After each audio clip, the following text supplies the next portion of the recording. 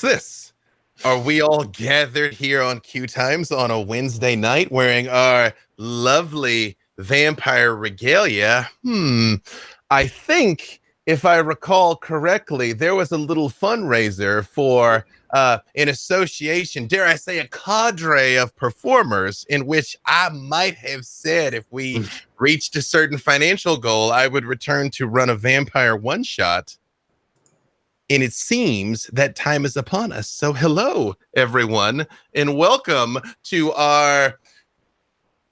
What should I call this? I was Sam, like... Sam, you're so good at coming up with names. What is the name of this show tonight? Make me proud, Sam. Go through the intro. I'll have it by the end. Okay. Valid, because literally that's what I was thinking to myself. Yes, I have been gathered here today with the Streampunks and along with a number of special guests here to tell a story set in the world of darkness in the setting of Vampire the Masquerade. If you are not familiar with Vampire the Masquerade, it is unlike any other game that you've ever played in that it is our world. It is this world here tonight. It is October 21st, 2020 in the city of Los Angeles. Everything that you know about our world is real, with two small changes in the world as I tell it. One, there is no COVID pandemic. And two, traffic in Los Angeles is not massively debilitating. You have pretty much free reign across the city, which in many ways is even more fantastical than there being undead monsters. Yes, I know. I was going to say, I thought this was the world of darkness, and suddenly it's a little bit lighter. That is true. In many ways, since we are living in the darkest timeline, you will find there are some elements of the worst possible world might actually be preferable. Yes. In the world of darkness, kindred skulk in the shadows. They are the puppet masters of the world. They are the predators of an unsuspecting humanity. Since time immemorial, back to the Garden of Eden itself, pending who you ask, there has been a certain caste of kindred who have lived only to consume human vitae, who have largely tended to view the human race at best as useful pets, sometimes even with real, genuine emotional connections, and at worst, disposable blood bags to be used up and cast aside as their lives are mere blinks in the endless sea of eternity that the kindred find themselves in. Some time ago, there was a group of humans, gifted mortals, who actually had significant mystical ability, the ability to reach out and shape all of reality based on their mind and will alone. And yet, for all of their power, they became aware of the fact that there was one final mystery they could not solve, one final opponent that they could not defeat, and that was death. And so, an inner circle of one of the oldest and most powerful mage traditions, known as the Order of Hermes, set about on an unthinkable plan. That they would give up a great deal of their power, that they would give up their very souls in exchange for immortality. Led by, arguably, the most powerful mortal to have ever have lived, Tremere himself, they embarked upon a experiment to the Tremere, traitorous plot to the Salubri, and varying interpretations in between to everyone else on all sides of this to hijack, to steal immortality from one of these unsuspecting kindred. And in that, Clan Tremere was born to live endlessly, eternally, to have all time to work and perfect their mystical power and to master all of the universe. But the Tremere did not know. In doing so, they lost the part of themselves that allowed them to truly comprehend and perceive and manipulate the weave. And in that, they were shadows of the mages they once were. They were ostracized from the Order of Hermes. And yet, enough of their old power still flowed through their veins that they were capable of mystical feats that no other kindred could even conceive of, much less duplicate.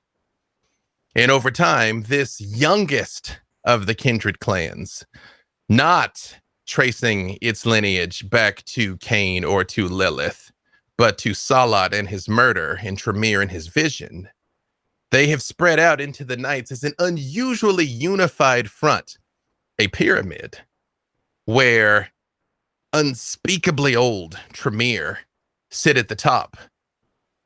Some say Tremere himself still walks these nights.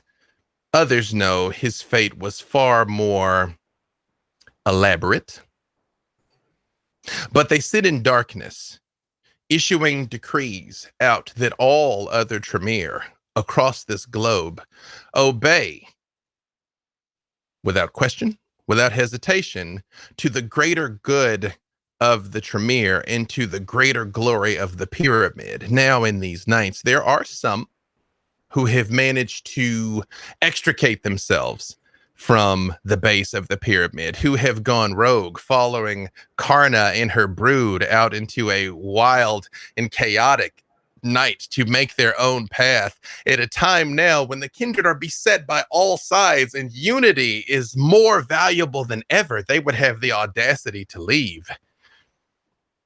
And these unruly anarchs, who also have turned their backs on the wisdom and safety and security and structure of the Camarilla of the Ivory Tower, to go out and do whatever it is these unruly children do. The one over in the valley is the worst. The one downtown, he can be reasonable at times, but you all know a certain lasting truth that all kindred are Camarilla, whether they realize it or not. And in the midst of the Camarilla, there is no clan greater than Clan Tremere. And with that being said, let us meet our vampires. Tell us who you are and who will be joining us tonight. And I will start with you, Eric.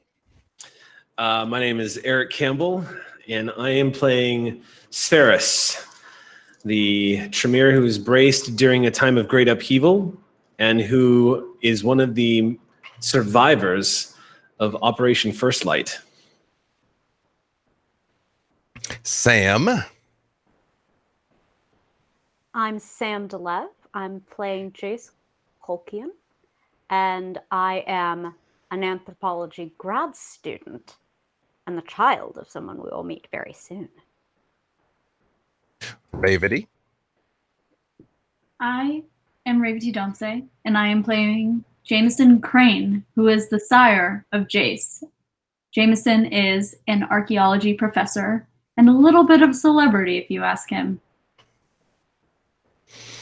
Friends of ours that we get to spend nowhere near enough time with. Jody. Hi, I'm Jody Hauser, and I'll be playing Abigail Downing, who was a 50s era homemaker who was embraced right before the era of mod and change started, and still has a lot of those trappings to her. And last but certainly not least, joining us for the first time, to my knowledge, Blue Jay. Hi, I'm Blue Jay, and I will be playing Cersei, not Kirky. She isn't the OG Homerian Cersei, but don't tell anybody. Hey, she's not that. She's not that. So, as the night has descended on Los Angeles here, you all find yourselves assembled in a familiar location in your Tremere Chantry. But there is one important question we have yet to answer before we move forward, and that is, Sam, what are we calling this? I have 4. Only 4? Well, it is I late. was about to come up with a 5th, but didn't quite get there on development time. So, here amid the pyramid, Camtown races. Custodiet Ipsos Custodes. And my personal favorite, we're here, we're queer, we're a coterie of tremere. You already know I'm going to go ahead and say who watches the Watchmen. Yes, we're... I did a Latin one just for you, B-Dave. I know what you are. We've done this for quite some time. I will say, just as an aside, for those of you that have joined us on previous stories, this is in continuity with the events of LA by Night, but parallel to them, as well as Long Beach by Night, where you might recognize a familiar face. Even far-flung Denver and New York are still taking place in this same reality. As we joined you all tonight in your chantry, where is it located? Sunset Plaza. Because I don't think Jameson would be willing to trek to any other part of town. This is Los Angeles. So Yeah. that's my vote. Sunset Plaza. Is that near? I feel like it's near an old Scientology building. It's LA. Everything is It's near an old Scientology building. building. Yeah. Yeah, I think it's like Yeah. downtown Hollywood. Yeah, Sunset Plaza. Yes, Sunset. I assume you do mean Sunset Plaza in West LA? Yes, that is exactly. West LA. Okay. Sunset Plaza, West LA. You all have lived in Los Angeles for some time, and one of the things that people that come here to visit from afar realize very quickly that although this is the land of dreams and make-believe and glitz and glamour, the massive majority, yes, Jody, massive, of the city is not that. It is old. It is run down. It charitably has a lot of character. Uncharitably, it can be a bit scummy. West Hollywood is a collision of visions where you can walk mere feet down Santa Monica Boulevard and very quickly shift from austere concrete buildings with signs written in Cyrillic to beautiful pastel buildings with lusciously manicured lawns and rainbow flags waving proudly overhead. Sunset Plaza itself looks like it has been lifted up out of the 1950s and placed back down there, as if it has stood still while the world swirled around it. And inside, we do find 5 tremere going about their day. Now, Dr. Jameson Crane. Is it Dr. Jameson Crane or is it simply Jameson Crane? Oh no, it's Dr. Jameson Crane. Dr. Jameson Crane. As the sun is falling for the evening here, and you all are waking up, what does Dr. Crane look like? Yeah, great question. So standing at about like 6'3", you have Dr. Jameson Crane. He was born in like the last quarter of the 1800s as like, you know, modern scientific practices were like introduced to archaeology. So that's kind of really when he came into the vampire world as well. He does have this like old world Hollywood handsomeness. My touch point has been Guy Woodhouse from Rosemary Babies. That's the vibes you should be getting. When he wakes up, he's still in a cashmere sweater, collared shirts, and slacks. And he is blonde-haired, blue-eyed as they come. His sleeves are long, so you don't see that they are covered. His arms are covered in runes. But, you know, tremeres are into shaping their own blood. And so, yeah, boy's been experimenting on himself. So that's what you see. As we go along here, I will introduce more and more of the mechanics of this because not everyone who is with us has played vampire before. So one of the first rolls that you have to make is when you wake for the night, you have to make what is called a rouse check. So you're going to roll one of your blood dice here and figure out how hungry you are when you wake for the night. You always start with a hunger of at least 1. The beast is never far away because at their core, no matter what anyone tells you, no matter what your sire might look in your eye and lie to you about Jace, kindred are hunger. No more, no less. And the only way to get that hunger down to zero is to take the last single beat of a mortal's heart, to drain that last drop. To do anything less than that can only ever satisfy you so much and for so long. For those of you that are rolling numbered dice, again, 1 to 5 on this roll is a failure. 6 to 10 on this roll is a success. It so happens you cannot critically fail or critically succeed on this one. So if you fail, your hunger is 2. If you succeed, your hunger is 1. Awesome. I got a 5. Jameson, as you wake up and you sort of adjust your sleeves a little bit, you feel the beast rising up inside of you, its claws scraping on the inside of your head.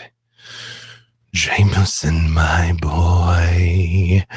Pip, pip, look, you've overslept. Look at you. Your shirts are wrinkled. Your collar's unkempt. Your affairs are already out of order. You haven't even thought to feed myself, boy. You need to move along. Where is that Jace? Get them going. Get yourself going. So Jameson's in a mood, I would say. He runs his tongue over the ridge of his teeth, and he wakes up. In this world, do we sleep in coffins? Is that a thing? It is literally up to you. When the sun comes up, the animating principle that makes a kindred departs. To all the world, you are a corpse. Some kindred sleep in beds like any other human. Some do sleep in coffins, especially some of the older or quirkier members of the descendants of Cain. Some like to just sit upright in a chair like Leon from The Professional. If you are not prepared, you will simply collapse to the ground where you stand. And if that happens to be out in the sunlight, can have catastrophic consequences. So really, it's up to you where and how you sleep. All right, then. I think that Jameson is sitting upright in an old armchair.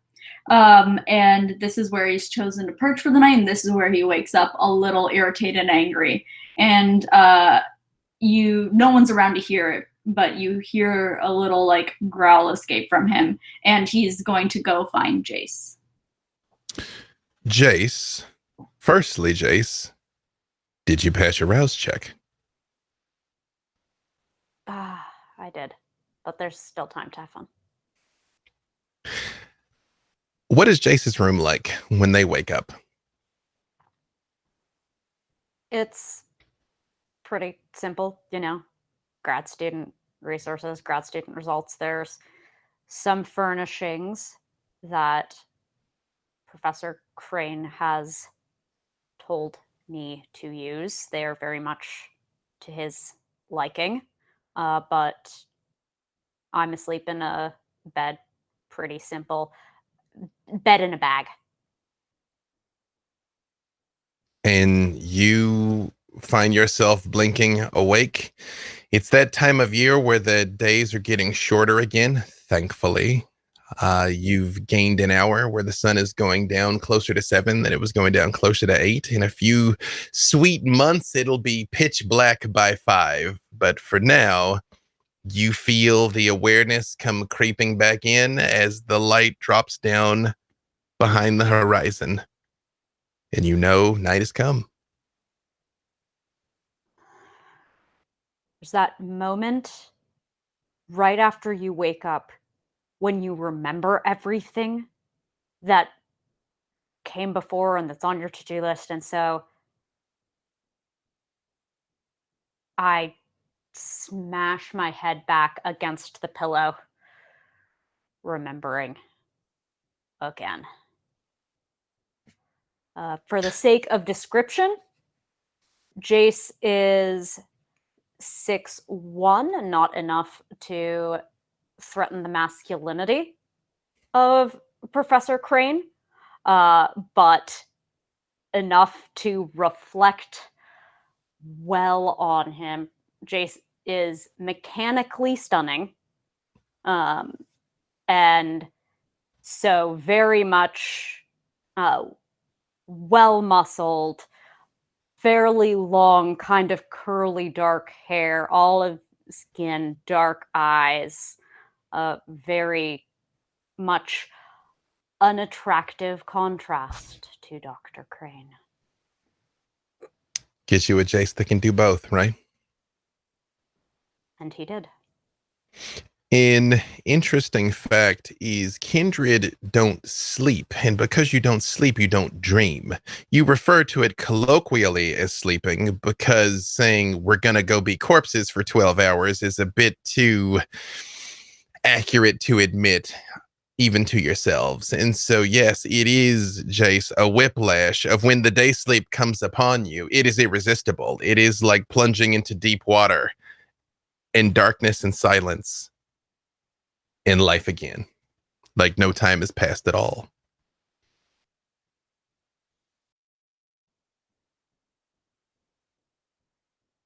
I get up and I'm going to start getting ready with the same energy that a recent recruit has, because the drill sergeant is about to tear them a structurally superfluous new one. Give me your wits and awareness, Jace. Absolutely. All right. Throw this die in. Again, although I realize Sam and I have rolled many a die in the world of darkness, for those of you that are not familiar, I say in this system, you take an attribute in either a skill or an attribute in a discipline. As most rolls, there's a couple of exceptions. So when they're trying to do anything in particular, I will pretty much always say, give me this thing and this thing, or this thing and this thing. And so in this case, I have a wits of 3, an awareness of 3. I sub one of my dice for my hunger die, because my hunger is currently 1.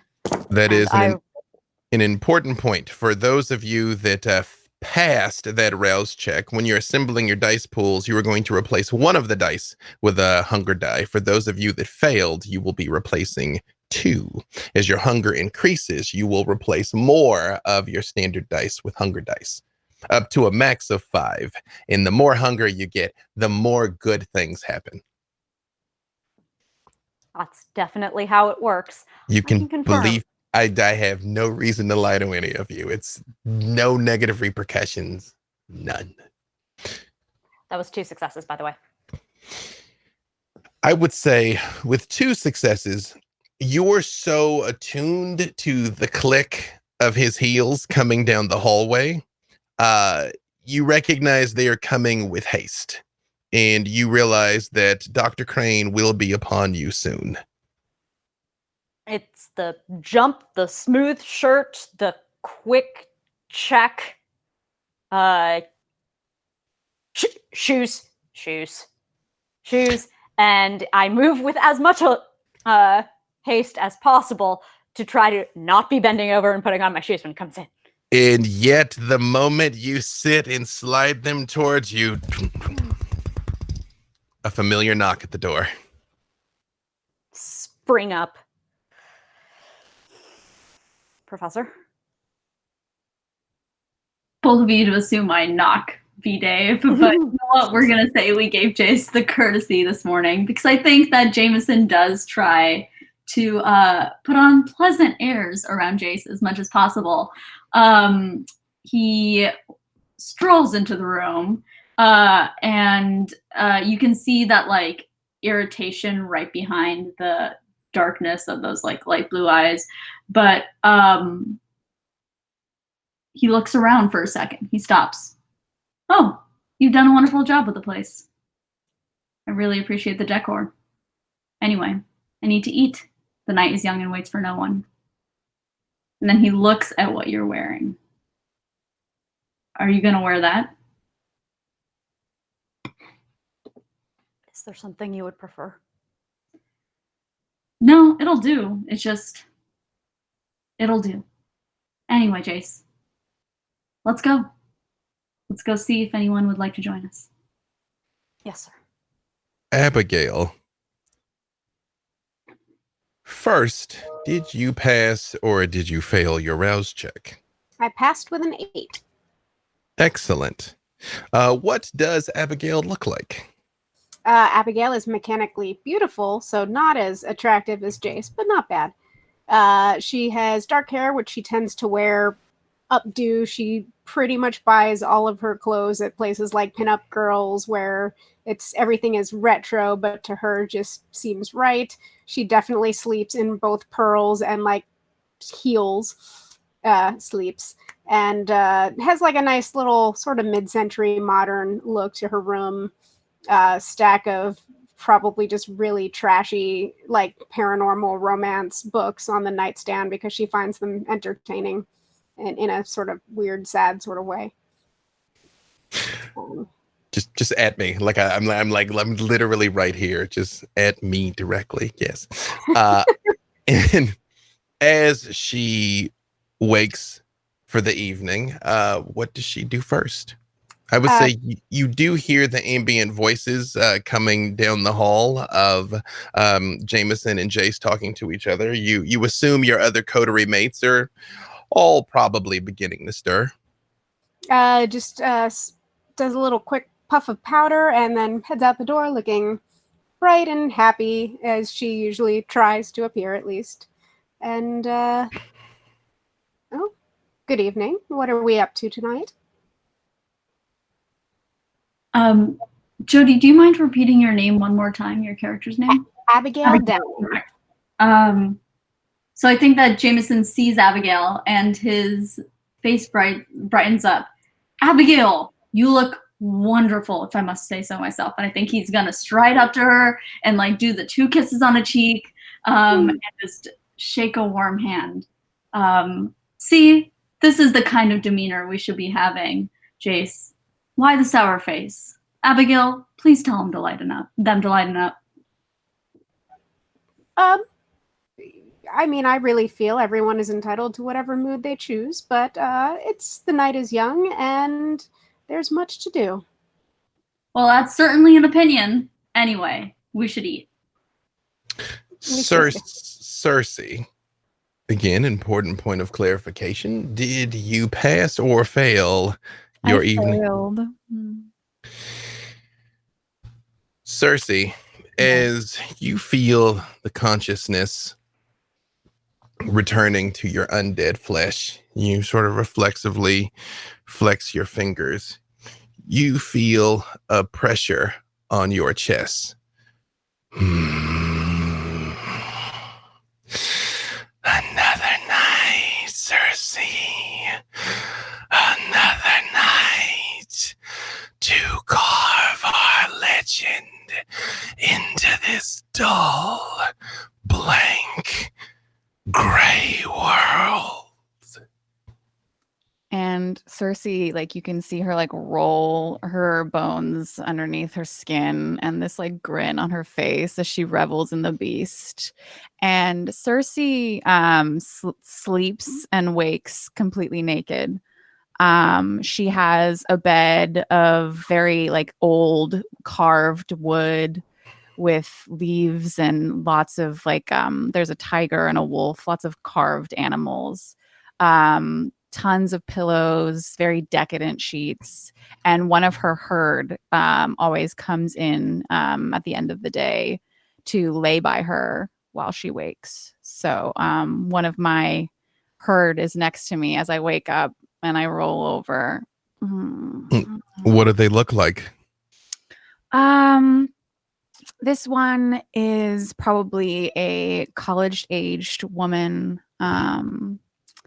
Or what does Cersei look like? The herd? Honestly, both. Well, Contextually, I was asking about the herd, but I was going to immediately ask afterwards what Cersei looks like. Well, she's my herd person is a college-aged woman with dark, long black hair.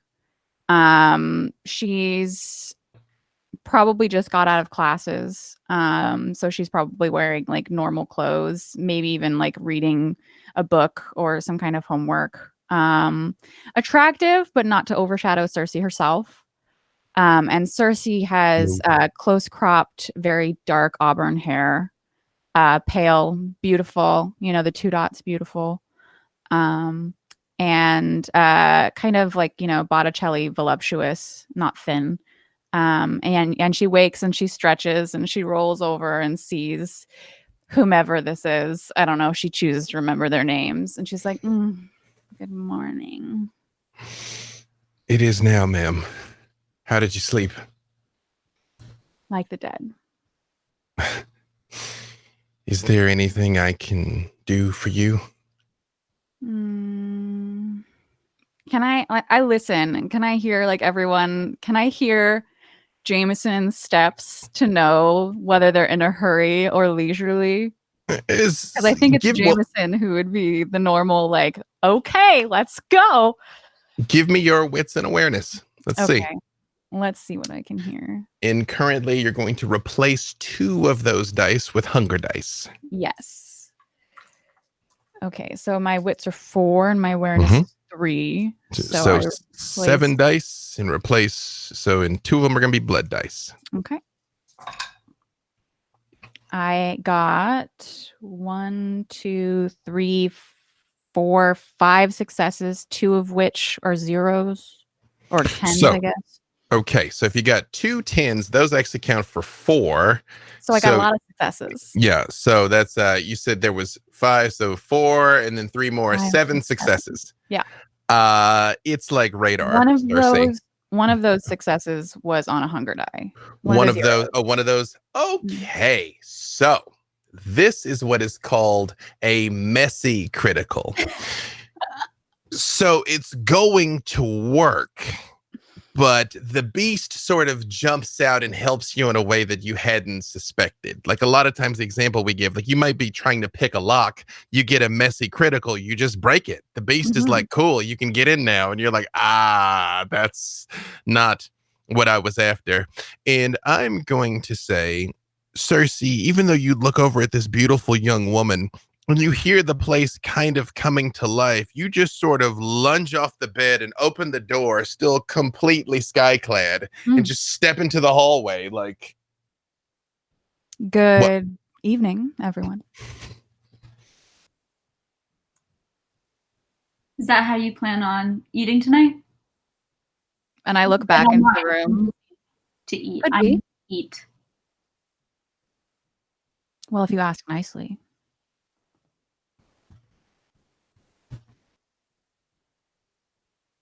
I don't think Jameson has ever asked nicely for anything in his life. Well, no, he's asked nicely. He's just never said please. So he leans in close. We could share. I could be persuaded. Where is that turtleneck wearing bastard? Meanwhile, where is that turtleneck wearing bastard? As the sounds of the chantry coming to life are echoing through, Ceres definitely begins to hear it. An important point of clarification, Ceres, did you pass your rouse check?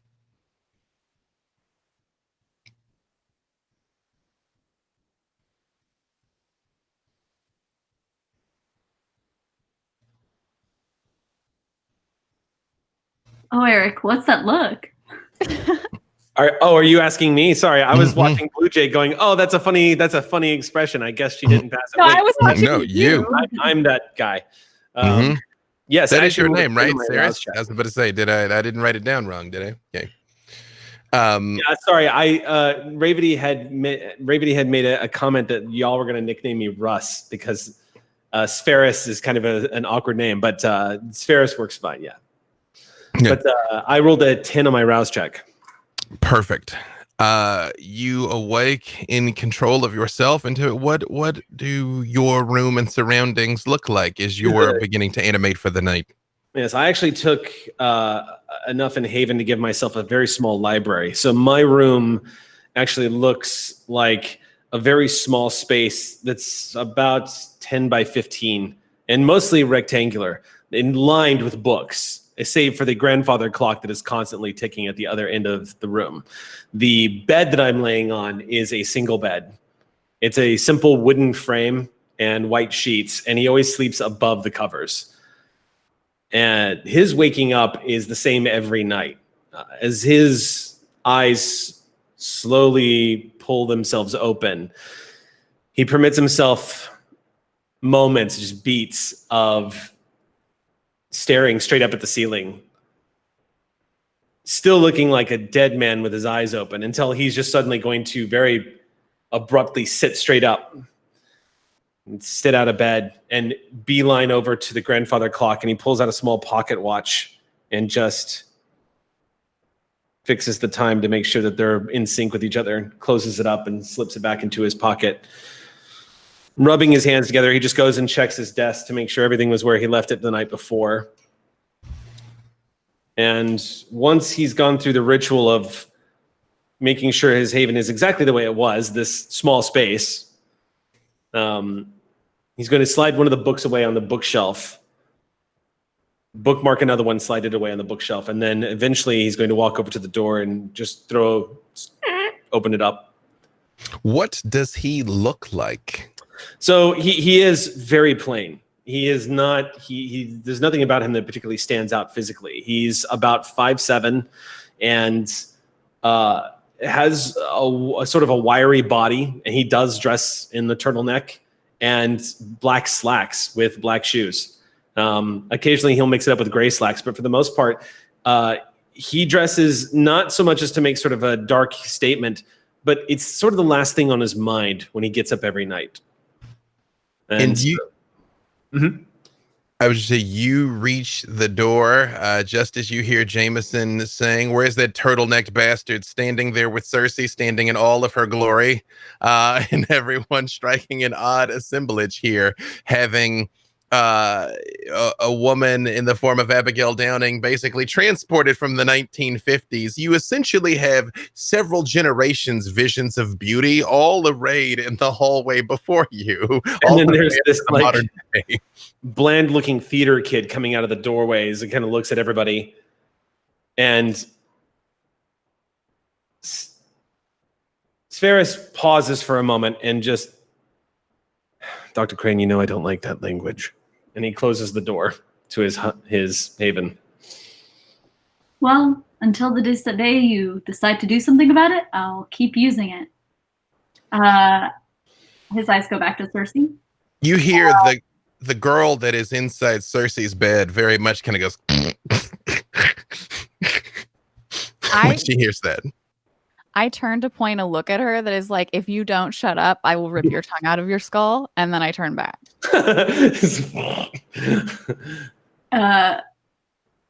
Jameson looks at you and just says, "Wear what you want. Just make sure to lock or barricade your door. I don't want that thing wandering around." Oh, they know better than that. Oh, good. Hopefully. And if not, well, they're replaceable. You get a smirk for that, and then Jameson is going to turn away from you, loop their arm through Jace, and we're going, because you can tell from like the tap of his shoe that he's got it too on this hunger level or whatever, and yeah, he's ready to eat before he rips someone's throat out. What does the common area of the chantry look like, Abigail? What is you've all got your bedrooms, but what's the main part of it? Definitely Abigail probably put more time into decorating than anyone else in the chantry. Lots of plants, some really weird like crochet those latch hook rug kit, one of those on the wall that's like, it was probably like a Halloween one, so it's like bats, because again she finds this stuff really like amusing in a way that probably no one else in the chantry does. It looks sort of like grandma's house without the plastic on the sofas, and maybe like a slight attempt to update a little, but not really. She still sticks with what she's comfortable with. Especially since, you know, everything in Sunset Plaza like super screams like wood paneled walls and shag carpeting. You know, has anyone else made any attempt whatsoever at modernizing this space? I will say that Sferis has decided to let them do whatever they want with the rest of the chantry. His personal space is the only thing that he protects. I don't know if I've modernized it. If anything, I've like brought it like further back in time. Lots of carpets, very thick drapes, just like rich reds and like jewel tones, maybe a few throw pillows. I think that there's a significant amount of like shelves of like items from like occult studies, because that's Jameson's like specialty. So, and probably like what his like nighttime job like strays closest to. He's a professor of archaeology and anthropology, and that's kind of like his niche, I would say. And so I would say that there's like a few tasteful displays. Tasteful is the key word, because that's the only way Jameson tries to do things. But I think that he respects your character's like need for space. Doesn't try to impose Eric. So he'll do what he wants with this free space. That's it. I'm going to say, especially because there essentially are no 1950s 5-bedroom apartments in and around West Hollywood, that you all essentially have 2 units that I will let you decide if you've completely knocked the wall down between, or if there is like a duplex like door in one of the walls, where the actual lab, where many of your where the real work is done. Yeah. I almost see this being one of those like houses up on like the hills. And yeah, I definitely think that there would be cool if we had like that. Would you say it's a shared space, or would you say that we each have like our little corners? I mean, you all tell me. I will say sort of the essence of what a chantry is the spirit is one of cooperation. There is ritual work that requires all of your power to manifest. And yet it is also a deeply personal experience as well, where, you know, you would go off and do your own things. So it could be either. It could quite frankly be both. You all tell me. Well, Jace? actually, go ahead. No, please. Abigail actually bought enough into Haven to have private, so I'm going to say she kind of claimed whatever the equivalent of the master bedroom suite is, so she has her own sort of private space that is even more dated looking than the common areas. Where, Jace, you tell me what the common ritual area looks like. Oh, well, I go there less than many, and I will someday have more input. Probably, maybe. But it looks to me, this looks like some kind of medieval alchemical lab. This is not modern lab equipment in any meaningful way. This is stone and Erlenmeyer flasks and Bunsen burners. And Jace, you know, it's like just because this is like ancient mysticism, there's no reason you can't use centrifuges. There's no reason. They don't have to do this. This, like, you could bring this 4 centuries further in about a week and a half, Jace. If they would listen to me, and that's why it'll never happen. There's. Did someone say something? So, Dr. Crane, I didn't hear anything. Am I understanding that it is Cersei's intent to feed and Yes. the doctor and Jace's intention to head out to look for their next meal? Yeah, Cersei, I would say when she sees how much in a rush Jameson is, she would turn back to the room and be like, you know what? I am feeling like a little snack. And because I have that dot and hurt, I don't have to roll for feeding, I believe. Nope, she's ready and willing. Quite embarrassed, actually. She's completely like flushed red when you come back, and she's like, I'm so sorry. I didn't mean to embarrass you." Thank you. Yeah, and so I will I'll take a snack to go and slip on just a black loose fabric thing that was on the floor somewhere. Might be a little dirty, who knows. But on Cersei it looks amazing, of course. So I slip that on. Have enough to sate me for now, but not, to kill my herd member. And then be like, you can rest here, but I don't want to see you here when I get back. And then turn and follow. As you sink your fangs into her flesh, being fed upon is, of course, pleasurable to mortals.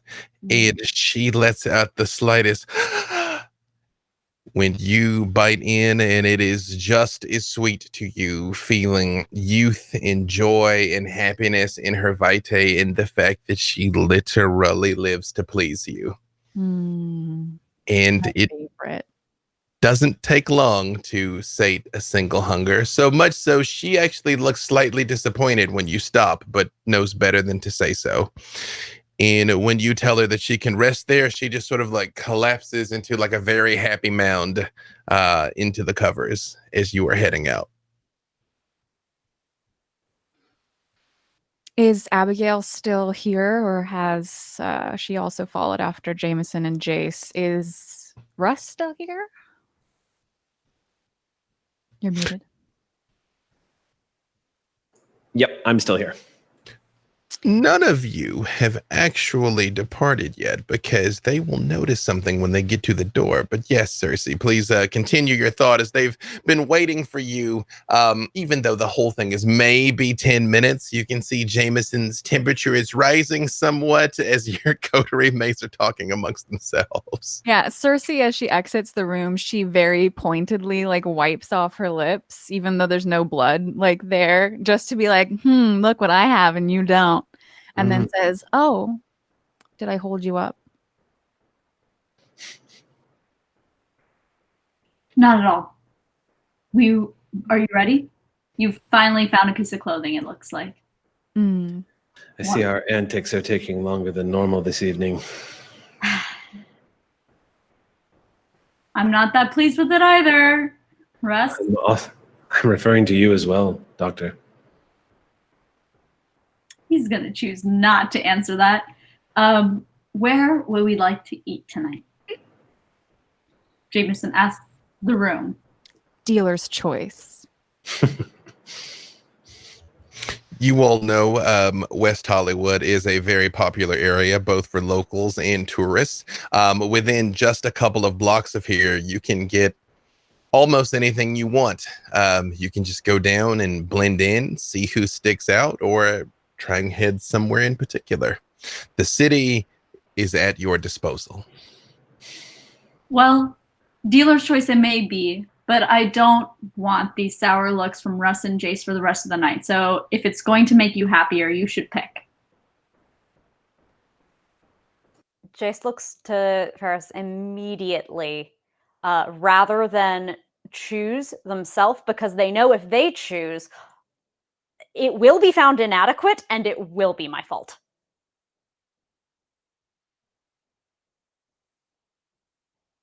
So I pass the look immediately and expectantly. Spheris, you've done this dance. You know absolutely that's what the hope that Jace holds in their eyes as they look at you. But the question is, do you care?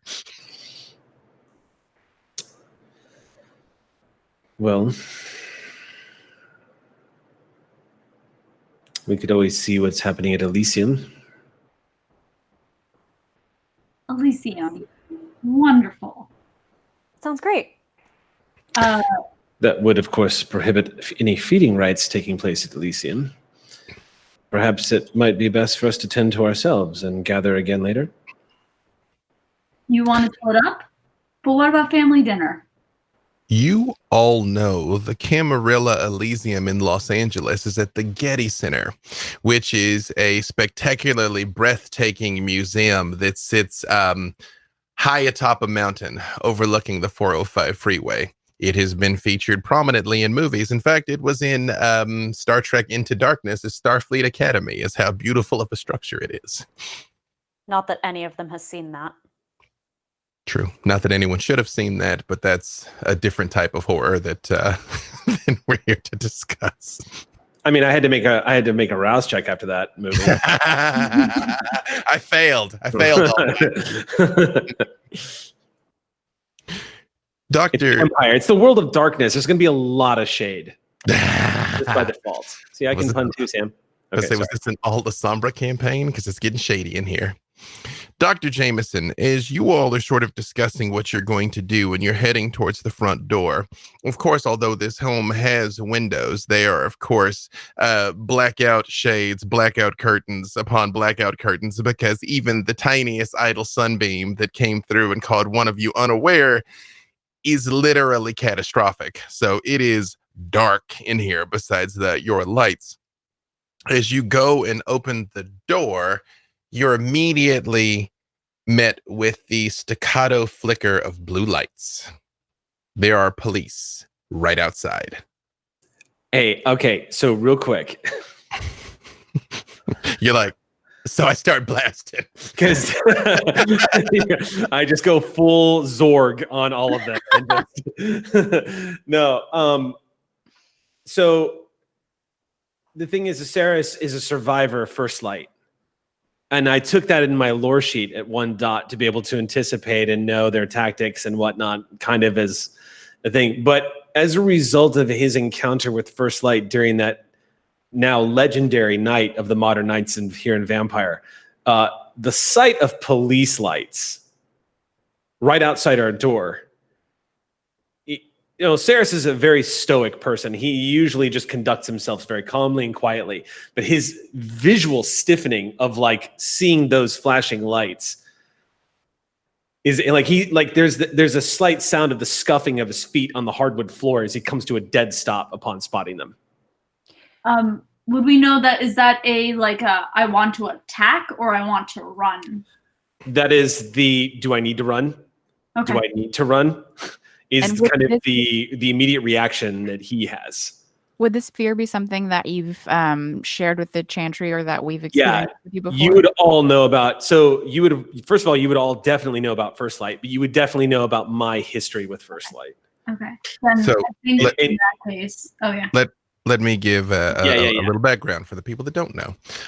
In the World of Darkness, shortly after 2001, in the midst of the Patriot Act and the widespread surveillance state, it was discovered that kindred are real. It is an unspoken secret that some high-ranking kindred, quite intentionally, sicked military forces all over the world on their enemies, specifically a sect known as the Sabbat, that were wild and chaotic and an apocalyptic faction of kindred. And it worked to great success. First in Atlanta and then almost everywhere, the Sabbat were eradicated to near extinction. Some particularly foolish kindred actually believe they have been eradicated. However, once that fire had been lit, it couldn't be stopped. And just like in the first Inquisition, when short-sighted kindred used the zealousness of church officials to wipe out their enemies only to have them turn on them, the exact same thing happened to the kindred. And while it was easy at first to be like, oh, those are vampires, those are vampires, those are vampires, wait, you're vampires. And they came for everyone. And the first coordinated mission was First Light, when the Tremere Chantry in Prague, one of the greatest kindred strongholds on Earth across time, was literally beset by the armies of the world and bombed and burned to the ground. And untold Tremere lost their unlives in irreplaceable knowledge from centuries, thousands of years past, was all taken away in a single night. And as that fire fanned out, eradicating Tremere in particular and all kindred more generally, First Light was born, of which your friend is a survivor of those earliest raids 15 years ago. Copy that. I think that Jameson just makes the slight movement to stand between Russ and the police. Just physically putting his body between the two. Jace is going to move forward with a look to Dr. Crane, clearly with permission, to go and attempt to address the situation. If someone's going to get messed up by the cops, it's going to be Jace. Well, let me just say one thing also. It's so dark in here and police lights are so bright that, I mean, from the moment you crack the door, Jameson, you see the strobe. So it's not necessarily you're like, oh, what's happening out here? Like you all know very quickly. Like you're like, oh, we know what that is. Yeah. I'm thinking about like the long driveway, but I guess it is right there, huh? Okay, cool. It's not like that moment in the Garfield Halloween special where they just open the doors and the ghosts are staring at them and they just calmly shut the doors again like nothing ever happened. I'm thinking of I'm actually thinking about what's his face, Sharon Tate's and Roman Polanski's house right now. That's what I have in my mind. Abigail, you were saying something there, sorry? Is this something I could focus on the police cars to use Premonition to get a better idea of what we're looking at? It absolutely is. So, premonition means you can consciously try and will a vision of the future, but like a dream, it may come to you in symbolic or difficult to interpret ways. It is very rarely a literal snapshot of what is to come. However, you are going to roll for me because this is one of the ones I always say wrong. You do need to make a rouse check, first of all. So give me that. And that is, I roll my hunger? That is roll a hunger die, yep. That's a 6, so pass. You still good. And then roll your resolve plus your auspex. So my auspex is 4, and my resolve is 2, and one of those is the blood die. Mm-hmm. That is, that is messy. Well, if I get a 10 on the blood die as one of 2 times, that's a messy critical, but it's also 2, 4, 5, 6 successes. Okay, and that is counting those 2 as 4? You did so you get to 6? Okay. Abigail, as this blue light kind of falls over your face, you turn and you feel the sight come upon you, and everything sort of like drops away as you hear Saris is kind of like panicking a little bit, and Jamie and everybody's kind of looking at him, and it's like this is all 1,000 miles away from you, and you see a mousetrap, and in the mousetrap you see a dead mouse is laying on the trap. Although it hasn't triggered it, it is still taut there and laying there. And you see other bigger mice looking around at the trap and like slowly going near it. And behind the mice, you see black rabbits, large black rabbits wearing tusks and bow ties. They look like stage magicians. And one of them leans down and kind of nudges one of the mice towards it. And it kind of looks back at the black rabbit and then like very sneakily goes up and tries to sniff the dead mouse, and pow, the trap kills it and you're back. That was, anyway, unactivated trap, dead mouse, live mouse, very fancy rabbits pushing the live mice toward the trap, and one was killed. I'm sorry, Abigail, did you have a premonition? Is that what you're talking about? Yes, I probably should have led with that. It does not seem good. Seems like we should figure out who are the mice and who are the rabbits. All of you, give me your wits plus occult. Ooh, this is my best roll. I'm going to say you should all be good at this because you're all spooky wizard vampires. So I have a 2 in wits and a 4 in occult, so I'm only rolling 6, correct? And I'm not forgetting any dice. This is vast roll. 2 and 4 is 6 total. Yep. And again, replace 2 of those with your blood dice. Yeah, I was going to say one of these is a hunger die, right? Out of the dice. Mhm. Okay, cool. Hunger is in every roll but willpower. If willpower ever comes up, I'll tell you, but it is otherwise it is in literally everything. I only got 3 successes. 3, 2 successes. 2, 1 success. 1, 1. 3, 2, 1. You are muted there, Dr. Jameson. I got a 10 and a 9, so the 10 is still That is 2. Yeah, the 10 it's only 1 unless you get 2 of them. perfect. Every 2 is a crit.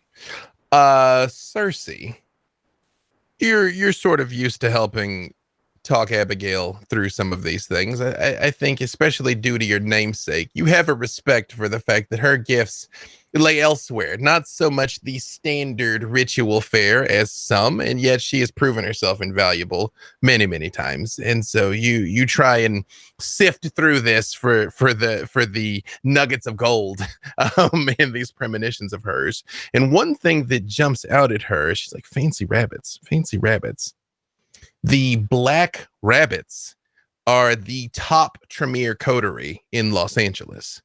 Maximilian Strauss, the warlock, debatably the most powerful tremere left alive. If he's not the top, he's one of the top 3, is the keeper of Elysium. In his coterie is the Black Rabbits. They are based at the Magic Castle.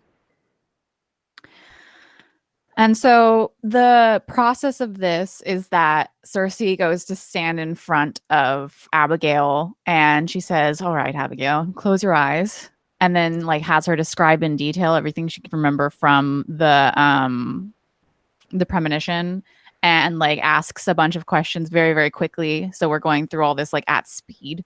And finally, like when they get to it, they're like, okay, the Magic Castle. Do you think there's been a death or is about to be one?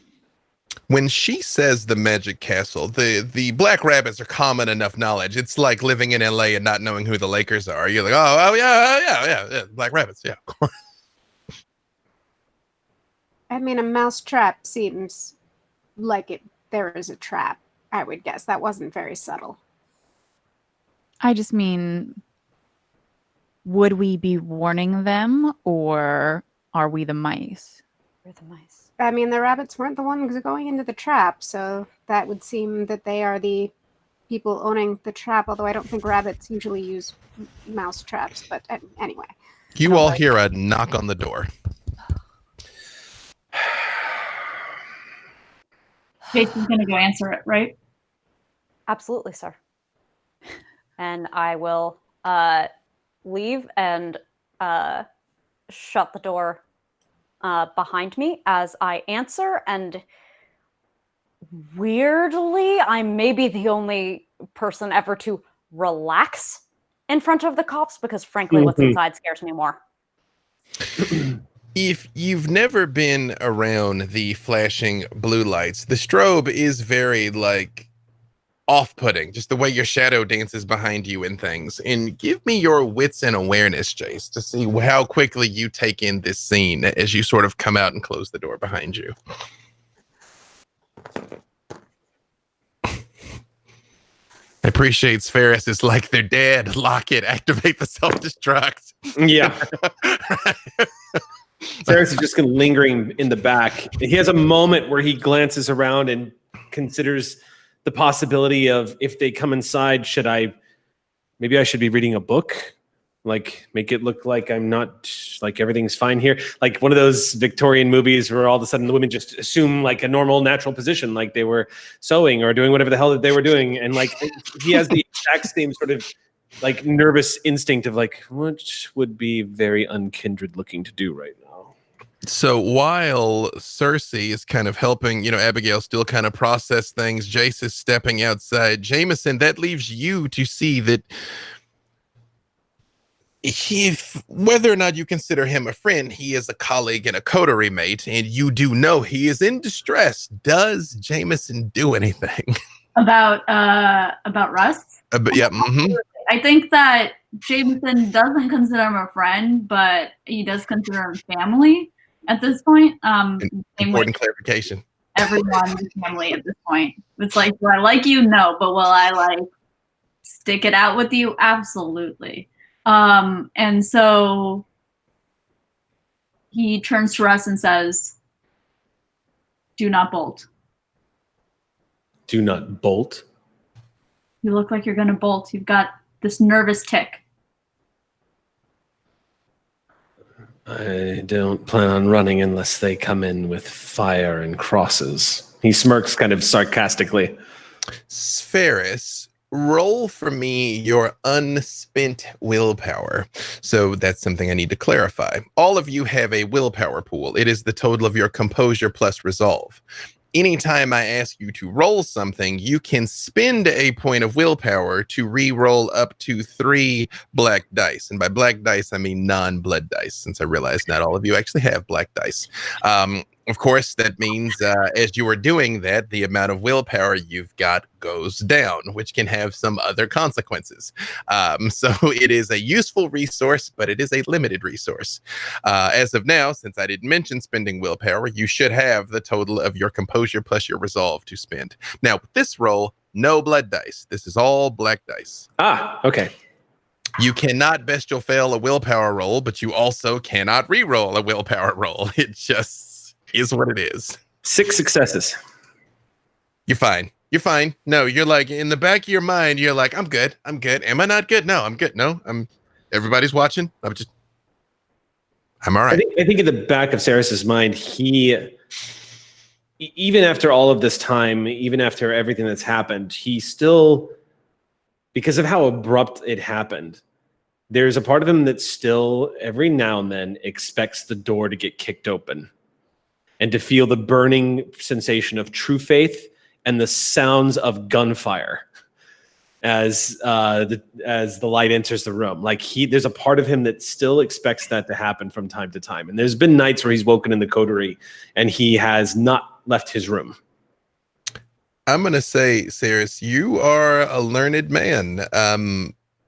Those fears aren't unfounded. Mm-hmm. It is not completely unusual for kindred to disappear. They can be transitory, have to escape this life and create a new one somewhere else. But there have been disappearances. Meanwhile, outside, Jace, what did you get on that wits and awareness? 3. It's difficult because you come out of this dark house right into the glowing strobes. You are aware of the fact there are 3 police cruisers. There is crime scene tape in the middle of the street and a tarp over a body that you can't make out, but there is a body laying essentially in front of the neighbor's house, like just down the hill from where you are. In front of you are 2 detectives. One of them is an older middle-aged man whose shirt is straining to keep his belly intact. The other one is a younger, sharp-eyed woman wearing a brown trench coat that is a little too heavy for the weather. It is still in the 90s in the daytime here, although the temperature begins dropping at night, but it might be 70. And she's wearing this trench coat. And they look at you and they're like, hello. Is anyone else home? Oh, they're all about to start tucking themselves away for the night. But what can I help you with, detectives? I'm Hobbs. This is Wilson. The man is the one talking. We were wondering if any of you might have seen or heard anything unusual within about the last hour or so. Well, I know that the other folks in the house just got back pretty recently, parked round there through the back, so they wouldn't have seen anything, but I've been here, so... The what's woman sort of like steps forward slightly into your bubble, Hmm. and she sort of like looks you up and down, and she says, there's no way that happened. 30 feet from your front door, and you didn't hear anything. Look, I have an anthropology exam tomorrow, and my professor's a real hard ass. I had my earphones on. I wouldn't have heard a thing. I didn't see any lights either. Is that someone dead? Jace, give me your manipulation plus subterfuge to see if you can fool them. That would be my very great pleasure, of course.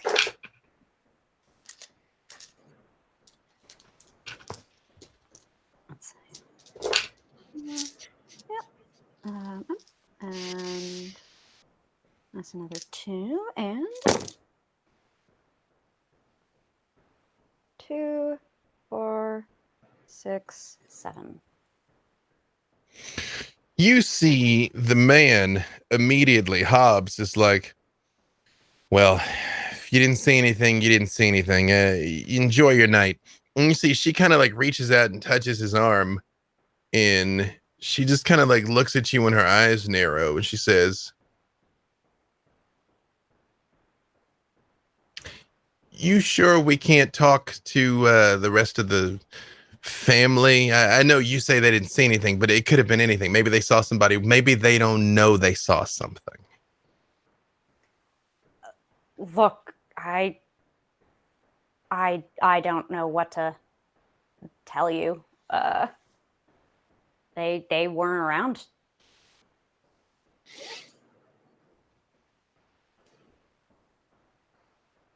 All right. Do you have a card or something?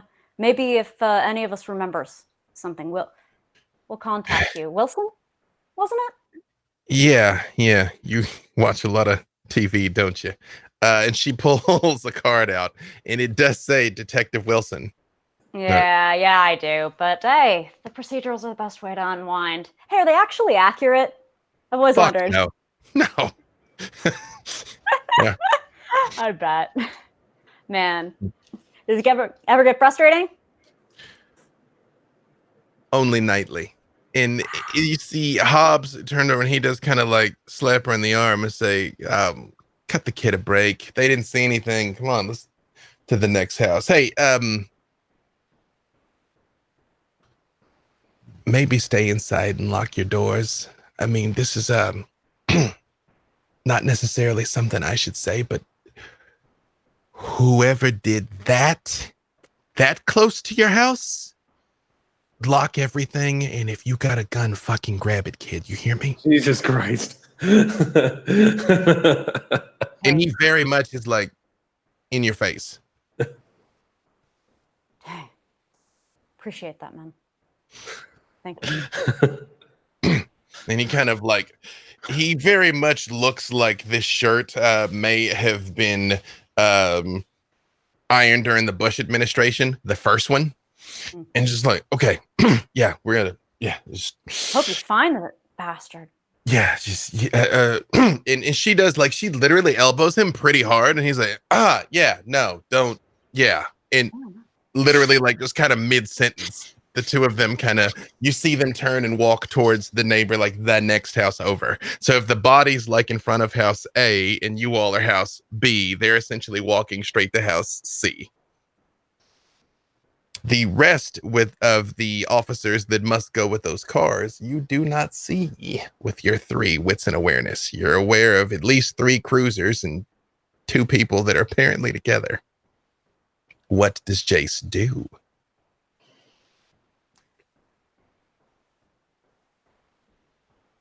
I'm gonna walk just a little bit closer to whoever's guarding the yellow tape, like I'm some kind of looky-loo. Give me another wits and awareness. Absolutely.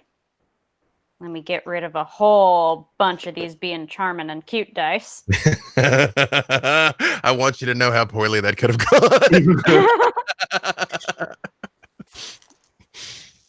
gone. Good thing I'm real pretty.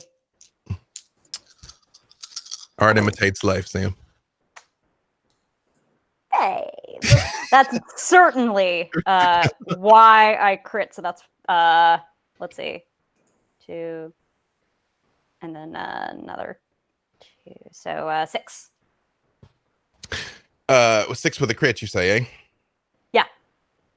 I'm going to say with 6 with a crit, you were there at an incredibly fortuitous moment where one of the cops kind of walks out and lifts the sheet as you see someone with LA County Coroner written across their back, kind of pulls up the camera and clicks, and you get a pretty clear view, well illuminated for a second. And you see it is difficult to make out who they might have been once. There is curly hair, a t-shirt that is absolutely stained in blood. You can see the whites of eyes that are locked open in terror. There are multiple slashes that, again, with that 6 with the crit, would Jace have any particular knowledge of biology or anything of that nature, medical knowledge? I do not have any dots in medicine. I have one in investigation for whatever that's worth. And he's an archaeologist, not an anthropologist, right? Yeah, no. So physical anthropology. Actually, that's he's an anthropologist. I'll give it to you for an anthropologist because we're gonna say you know at least this much. While at first it looks like random and chaotic, you can tell every artery has been hit. Like their arteries along their arms have been hit, along their legs have been hit, the sides of their neck has been hit. And you see when all of this happens, although their clothing is bloodstained, the place where the flesh is exposed, there is no blood whatsoever, and there's no blood on the ground. And as you kind of glimpse this scene, you see another cop turns and is like, hey, you don't want to see that, okay? You just, you don't, you don't want those memories, kid. Yeah, no, you're right. Thanks. I'm just gonna get back inside, man. Yeah, please, fast, and lock your doors, all right? I know you guys up here in the hills, you think shit like this can't happen. It can. It can happen anywhere. Please lock your doors. No, yeah, absolutely. Yeah. And you see, like, as you are kind of turn your back, you hear the coroner even just kind of quietly whispers, fuck, as they're taking the pictures of this person as you turn and walk away. I turn around when I just hear that little whisper, fuck, and I activate Sense the Unseen. Okay. Give me your wits and aspects. Yeah. 3. Ah, okay. So, Jace, how long have you been a kindred? 6 months. Even in this time that you've had access to this, you have realized that Los Angeles is uniquely haunted. For the most part, the spirits are born out of and fed by unfinished business and misery. 2 things Los Angeles has in abundance. And so as you look up over in the sky, seeing the swirling spiritual mass of spirits is a scene that you've become quite accustomed to. You see the ghost of the odd homeless person shambling down the street some distance away, and you do see a person with curly hair, wearing a t-shirt, standing there trembling.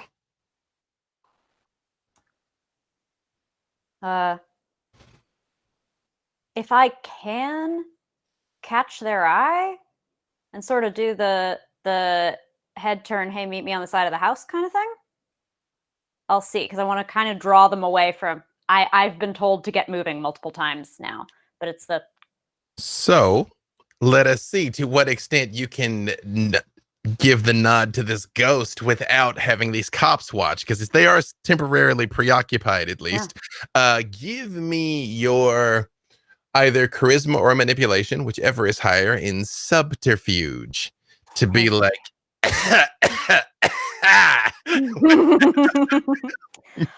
Absolute captain subtlety right here. Yep. Let's see. So that's one.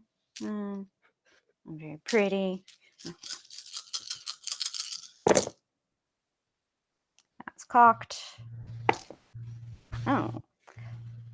2, 4, 6 again. They kind of look behind you, and they're like, Jesus fucking Christ, you can see me? Oh my God. And they run right up to you, and they're like, what is going on? Nobody will tell me anything, okay? And I just like I know it's gonna sound like I'm kind of freaking out. Like, I think maybe somebody slipped me something. Like, maybe I got like roofied or something, because I don't quite understand how I got up here. And these fucking cops will not talk to me, and I can't find my car keys or my cell phone, and like nobody will talk to me. And you're the first person that has even made eye contact with me. Hey, darling. It's all right. Don't worry. Just come with me. The cop moving goes, their lips as little as bloody right. possible. There you go. Let's see if the cop is well and truly distracted. Let's see. Yeah. No, I will say they're at least like, you say something? No, I thought it. No, please get back inside. Please. Yeah, no. I'll go inside and look at the ghost. Like we're moving. And I turn and I move and hope he's freaked out and I follow. Right here. And does turn and follow after you. Meanwhile, back in the house, again, the double-edged sword of having everything somewhat blacked out. You guys don't really know how it's going for Jace out there. So what are Cersei and Abigail doing during this time? The question about like, did you see what happened outside, or did you have any information? That was like at the door, right? Yes. So we would have been able to hear that. Give me wits and awareness. You all can. And if you have heightened senses, you can add your Auspex dice to it. Okay, so wits and awareness. Because there's a chance any of you could have heard it. I would say you will probably have a fairly sturdy door, though, especially with someone who is overtly afraid of it getting kicked in. So, yeah, but LA houses have no insulation, so probably pretty solid. So let's see. I would say you at least caught the gist of the fact the cops are just asking them if they saw anything. The rest of you kind of hear them, and Cersei sort of. I feel like the conversation went on for long enough. Like, Jace was outside for long enough. Would I have been able to like slip upstairs and question whether my herd person who came in like within the last 2 hours probably and was awake? Yeah, no, the moment like you see anything, you can be like. I was, dead to rights, but maybe.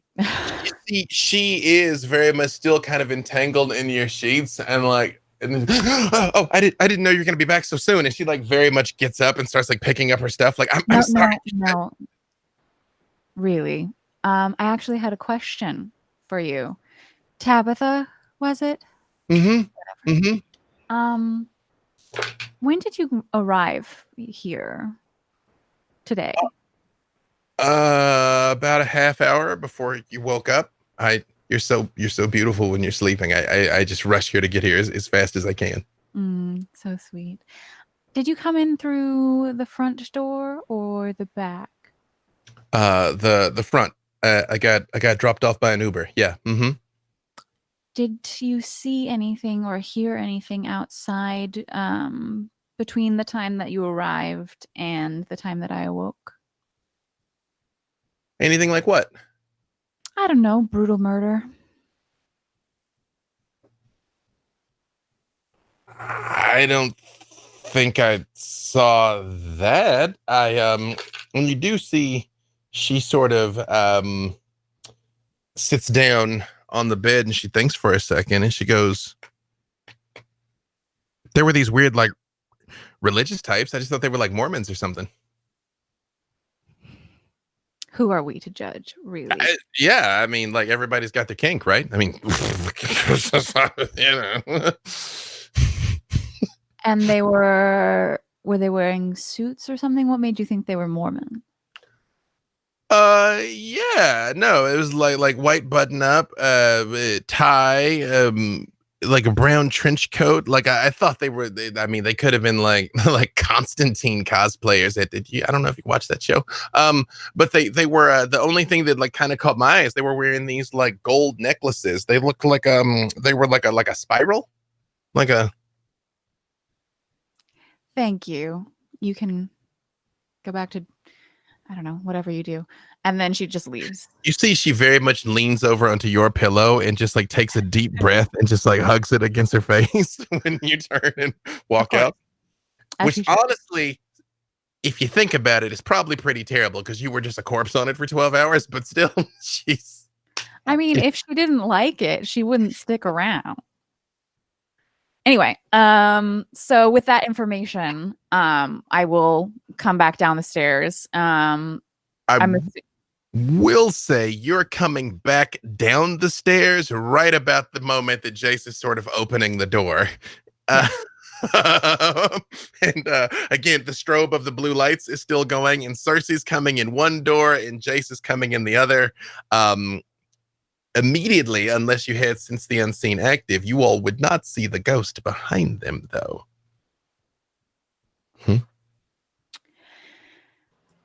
And we'd probably need a reason to activate that, right? Yeah. I mean, probably. Yeah. Mm-hmm. Yes, Cersei. Anyway, she said that she saw a spiral amulet or a spiral amulet on a gold chain.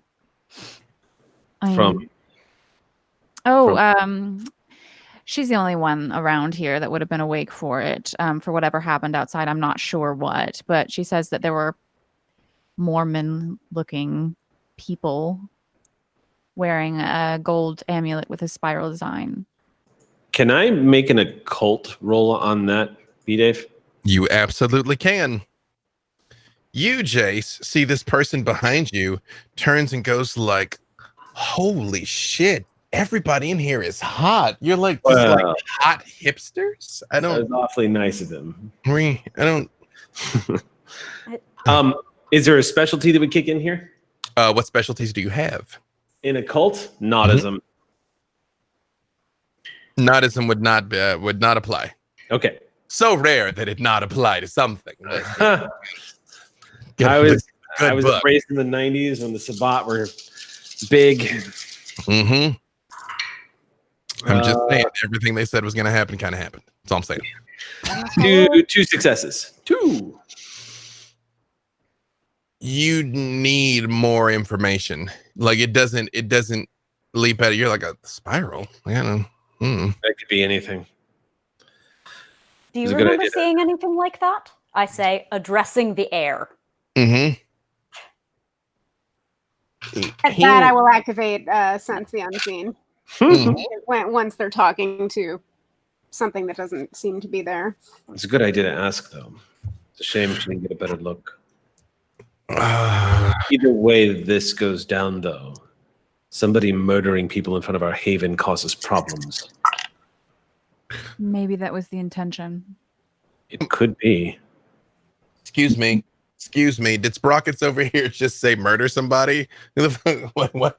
So like somebody got killed around here? Like, all right, it's less hot now.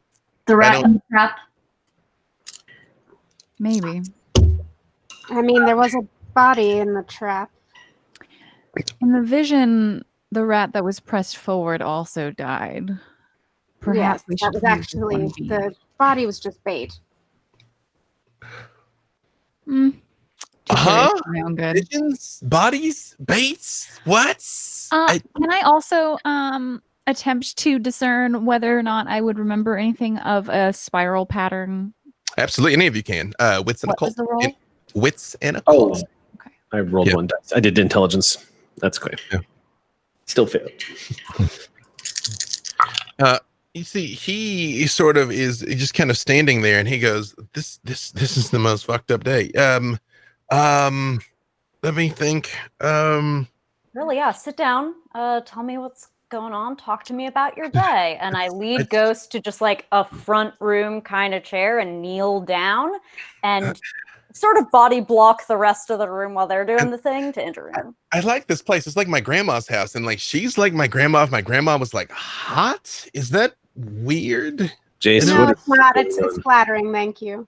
I activated so I can see them now. Oh yeah, you very much can see them. You don't necessarily know why they're here, but it's like the ghost of what looks like a fairly modern, fairly young person. And they just sort of say, all right, let me think. I got called to deliver some food in the area, had an address. It was a huge tip. That was sexy. It was like 40%. So I rushed over. And I got to the house. I don't know. I was standing there, and I just. What house was it? What was the address? Uh, How did you get there? Did you take Crescent Heights? Yeah. No, yeah, because you like Santa Monica's murder right now. Yeah, no, I parked my ride. It's like just a few doors down. No, oh, yeah, I got there and the house was for sale. Which I thought was weird because then like sometimes like people just want to rob you when they do that. And I saw there was like tarps and shit laid out, and I was like, well, maybe they're painting or maybe this is a fucking horror movie. But they tipped me like $20. I wasn't about to lose out on that. Absolutely So not. I went and I knocked, and you see like his brow like visibly furrows as they're thinking about it. It's like, did I get like knocked out? Did they like drug me or something? Like what? I'm sure that didn't happen. I mean, have you been getting enough sleep? It's as bad to drive sleepy as it is to drive drunk. Maybe it's just that kind of like I can never remember anything when I've had late nights too. I can verify it is not the same. When I'm faded, it is completely different. Hey, wait, you, ma'am, and he is looking at you, Abigail.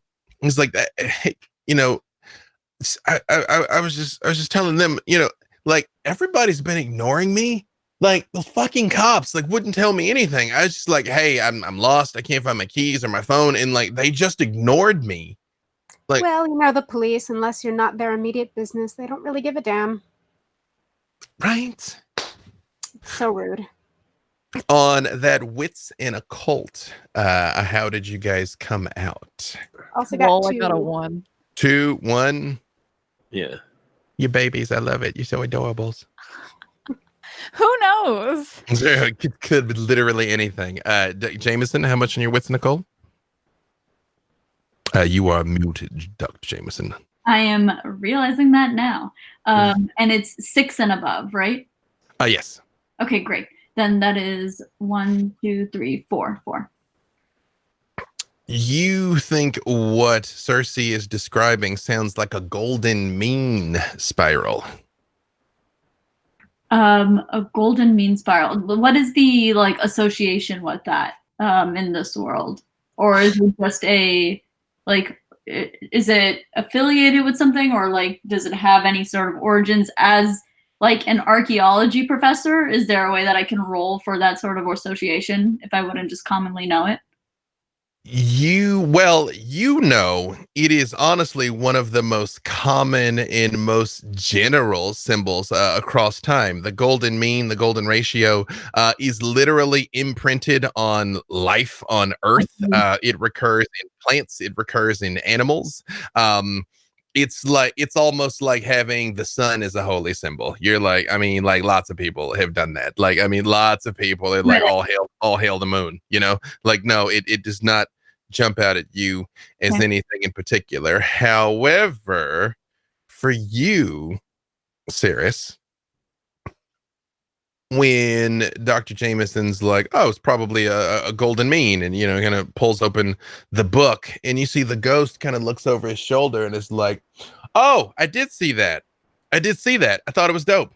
Yeah. And you recognize, Spheris, that some of the hunters, not all, because again, I will do you the credit of saying you've become a student of these things. The Second Inquisition is not a monolith. There are loose associations of several organizations that have a vested interest in killing supernatural things. If they were all cooperating, we'd have been in big trouble a long time ago.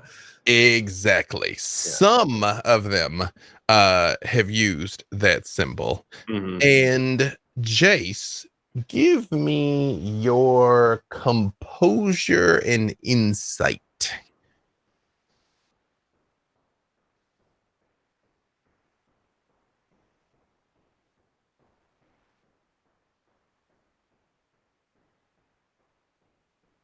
Four. The dice like Jace because the world sure don't. Again, it is almost like you have this astonishing recall that shows up at timely moments of gameplay. Jace, as you're sort of looking at that symbol, you're like, you've seen that before.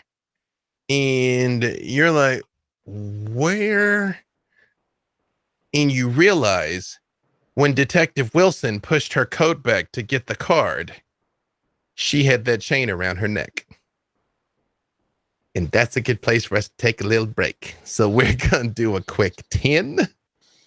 Don't go nowheres. You guys go somewheres. Hydrate. Eat a snack. He'll hydrate.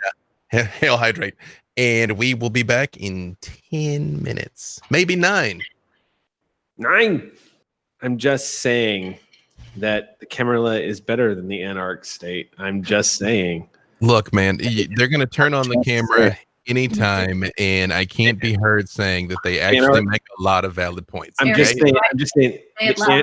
Anarchs are going through their growing pains right now. Camarilla did this 1,000 years ago, and it's saying, if they would just let go of the fucking parchments in like cipher cylinders, I could get down with it. Jake, just let us know when we're back. Oh, are we back? Oh, so yeah. Hey, yeah, no, we'll fix that in post. Okay, so. Hello, everyone. Welcome back as we return to part 2 of our adventure, in which Sam must say in delightful Latin, because I write it, but I'd never even bother speaking it because I more chew on the language than say it. Qui custodiet Ipsos Custodes. Who watches the Watchmen? Before we dive back in earnest, I would just like to say one thing that I didn't say at the top of the show. Vote. Please vote. Please vote like your life and the fate of the country depends on it, because it literally does. Early voting has started in most states. I myself have already voted here in our beloved California. Some shenanigans and hijinks are going to go down November 3rd. So if you can vote, please do. Please vote. Please vote. Please vote. The battle of our time is upon us. So that being said, as we came into our adventure here, if I could cut in just real quick, of course, before we jump back in, I want to give a quick shout out if we just have a second. There is a wonderful store on Etsy that I wanted to let everybody know about real quick called Sphinx Inc. That's SPHYNX capital INK, Sphinx Inc. And I went to that Etsy store and got this rad journal for my Malkavian that I'm actually not going to be able to play now, but that's my fault. But I got this rad journal and even got it engraved with his name Colin on it and stuff like that. It's got the classic previous edition Malkavian logo on it, which I just wanted to give a big shout out because they are fans of yours, LA B-Dave, and wanted to say hi and that they love you and the LA by Night cast. So I wanted to give their Etsy store a big shout out because this is a rad thing, and I'm going to probably be buying more from them now. I got to buy a Tremere journal now, it looks like. So Well, clearly, not only do they make fine products, but they have immaculate taste. So, sorry, my Ventru was leaking out again.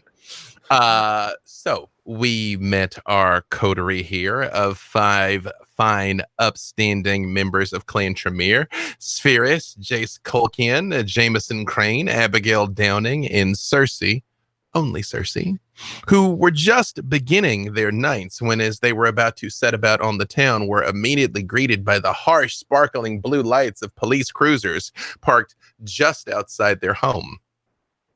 Through a combination of Jace's quick thinking and being willing to go out and negotiate with them, and Cersei's interrogating of one of her herd members who was here and only too happy to please, and now a stray ghost that Jace has picked up and brought back inside, you all have realized a few pieces of information. There is a person outside who has been brutally murdered. Apparently not there. Apparently nearby, and the police are on the scene investigating. Detectives came by and asked if any of you had seen anything. Hobbs and Wilson. Apparently Jace had convinced them to leave and all was well. Through speaking with this ghost and with this young woman who, again, was only too happy to be of service, you all have realized that there was an odd symbol that the people that were spotted in the area were wearing that looked like a golden spiral, which you all identified as the golden mean, which, again, is a very common spiritual motif. It is difficult to just completely put your finger on it being this group or that group. But Jace had just come to the awareness that one of the detectives that they talked to had that same symbol on a chain. Earlier, Abigail had initiated a premonition, which is a metaphorical vision of the future in which she saw a mouse trap with a dead mouse inside the trap. Other mice sitting around looking at it and being nudged forward by large black rabbits that were very well dressed. And as another mouse got close to the dead mouse, as it was being prompted, the trap slammed shut and killed the mouse, bringing Abigail out of that vision. I will just say, even though I mentioned earlier, you all are aware of the black rabbits as the preeminent Tremere coterie in Los Angeles. They are Maximilian Strauss, the Warlock's own coterie, based out of the Magic Castle. One thing I didn't say is if you so chose, you have ready ways to contact them. Like, you could talk to someone at the Black Rabbits fairly easily if you so chose. Yeah. That being said, this is the information that you now all possess.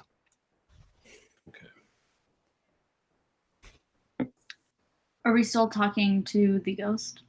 I'm finishing up. I think I'm saying, hey, I don't want to keep you if you're still on shift doing deliveries and stuff. You should probably just get out of this whole mess. Who needs cops hassling them, right? So if you think of anything else you saw tonight, let me know. Can I use mesmerize on a ghost to do that? You cannot. Ghosts Fair. cannot be mesmerized. Also, Abigail, you, my lady, have been dealing with the matters of the spirit for many years, many years longer than young Jace here. Mm-hmm. And you understand that past a certain point, unless a ghost can be led into the light, they can't leave. This is where ghosts come from. They have literal fetters, unfinished business, things that keep them bound to the mortal world, and things like being brutally murdered will do that. So unless you all figure out how to guide this young person into the light, they're not going anywhere. And as this is tumbling around in your mind, you hear them being like, I mean, I don't have my keys. I don't have my phone. Like, apparently there's like a fucking murderer outside. Like, I can't go. I can't. You can Yes. stay here for a little bit. Just sit there, relax, maybe take a nap. Perhaps as my friend said. You're just a little overtired, but we could all use some more sleep. Who are you inviting to stay here? Yeah, to you all, it's an empty chair. The two of them. But yeah, at that point, Ferris speaks up and just looks at Abigail just like with this WTF look on his face, kind of like, who did you just invite to stay in our chantry? And I think Jameson has been listening and like putting pieces together as well, and has heard you say the word drive, neighborhood. So ask him what kind of car he drives, or they drive. We can check on your car while you rest here. What model, make, and I guess the last 3 digits of the plate? I mean, it's like a piece of shit Tercel. I mean, you won't miss it. It's red. Last 7 are A55 because I'm a child. You want to hear the whole license plate is D4T A55. Very charming. Yes, we'll check on that. Just rest here. We know that you're on shift, I believe it was, and likely have unfinished business, but a little rest shouldn't hurt. I say that unfinished business part very pointedly to the people who can't see the ghost. I will say, Jace, once she says it, you were told this, this is sort of, the Ghost 101, like when. Oh, for sure, but I can't be the one inviting them to stay. I will be chewed out. Abigail did it, and that's fine. Mm-hmm. Mm-hmm. You do see he just sort of like leans back for a second, and he's like, I mean, you guys aren't. While he's sort of talking to them, Spheris, you actually have the Week of Nightmares lore sheet, correct? I have First Light lore sheet. Oh, the First Light lore sheet. Yeah, but I do have an Occult of 3 and Nautism, so if there is anything to do with the Antediluvians, I probably know a little bit about it. How many total dots, like including all 3. The ranks of the with Nautism, it's 4.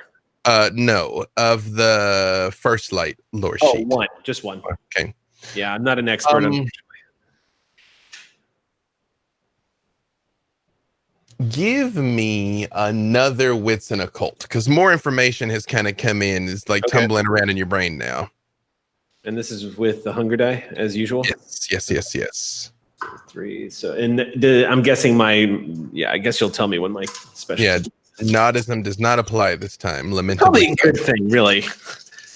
Nautism does not apply is probably a good thing. For the sake of everyone else, Nautism is the oldest kindred religion, arguably the default kindred religion, and it is based on a book called the Book of Nod. That is a book of prophecies of things that would happen across time, all the way to the end of all things.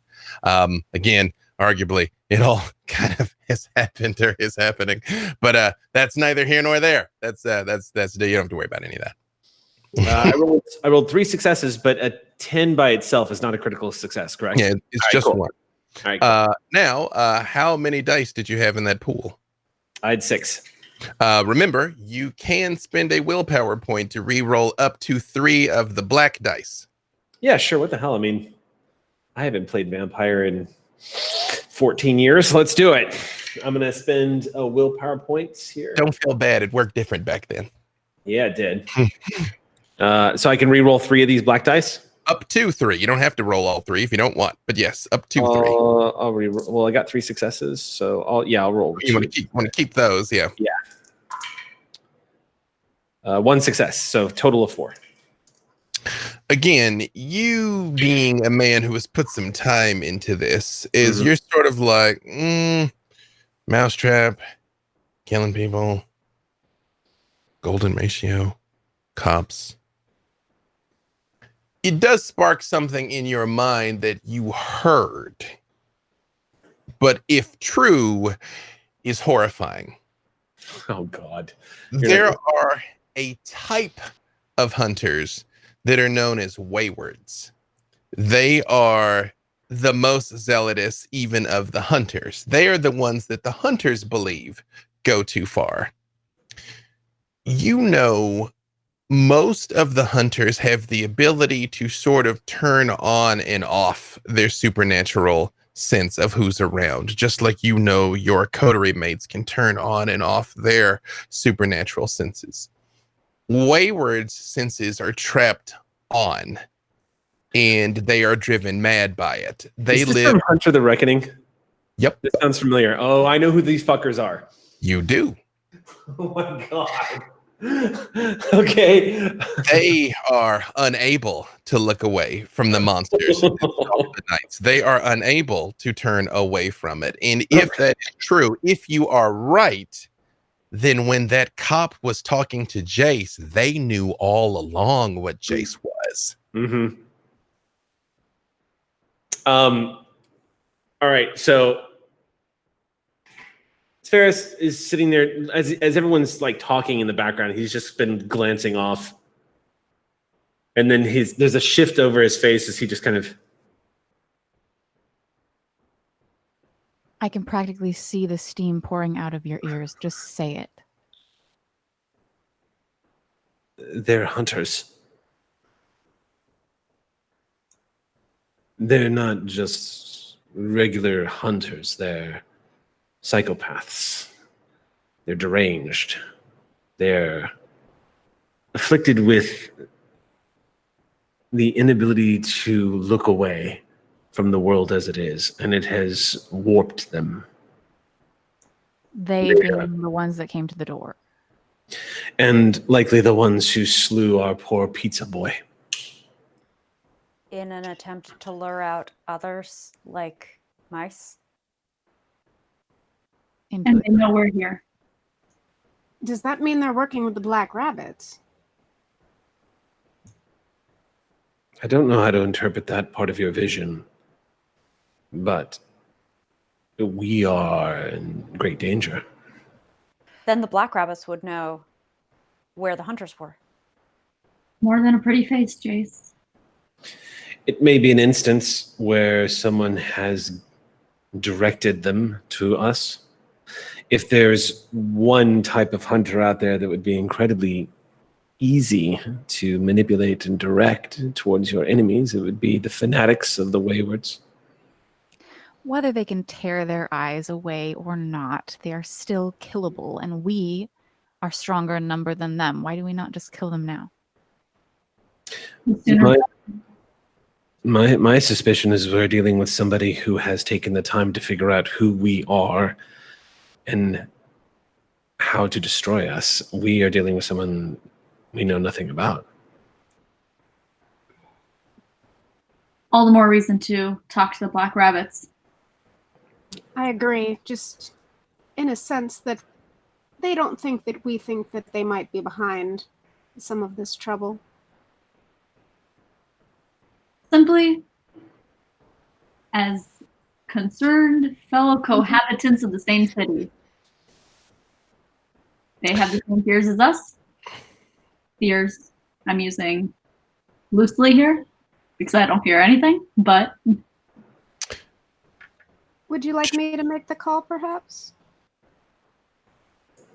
I think you're a rather pleasant person, Abigail. I think that they would take to you quite nicely. Yes, absolutely. I think that you should be the one to do it. All right. You have to describe for me what does Abigail's phone looks like, because about 10 options roll through my mind there. So what does her phone look like? She definitely has like an up-to-date smartphone because she's not that out of touch, but she did get a case for it that it looks just like wood paneling on the back. So it actually probably is like a carved wooden case she got off of Etsy or something. You, again, Clan Tremere is incredibly hierarchical. Although you all theoretically are your own coterie, in the grand scheme of things, you do know the members of the Black Rabbit are definitely your seniors. And you have the number of a woman named Silk. who is, again, a tremere of some power, but has always treated you fairly. And the phone rings just a couple of times, and you hear, Abigail, to what do I owe this wondrous surprise? Oh, Silk, it's always so lovely to hear your voice. Stop it. Flattery will get you everywhere, my girl. It's not flattery if it's true. I mean, I suppose it is, but... Get to the point. Anyway, I was just calling because it seems like there might be a spot of trouble, and I wanted to see if those who are maybe a little more in the know than my own little coterie had heard something about Wayward on the hunt. You hear a moment in like a fumbling and a click that undoubtedly sounds like somebody picking up an actual receiver, and she's like, excuse me? I must have misheard you. There have been, in our neighborhood, even some very suspicious people spotted wearing a particular symbol on an amulet. And it seems that there's just been a normal human murder, but that might be tied into it.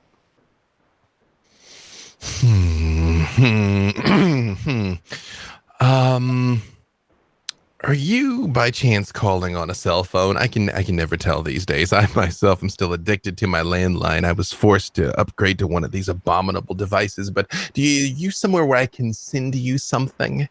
Yes, I am. I was hoping either if you knew something, you would be able to pass on some information, and if not, consider it a warning from your fellows.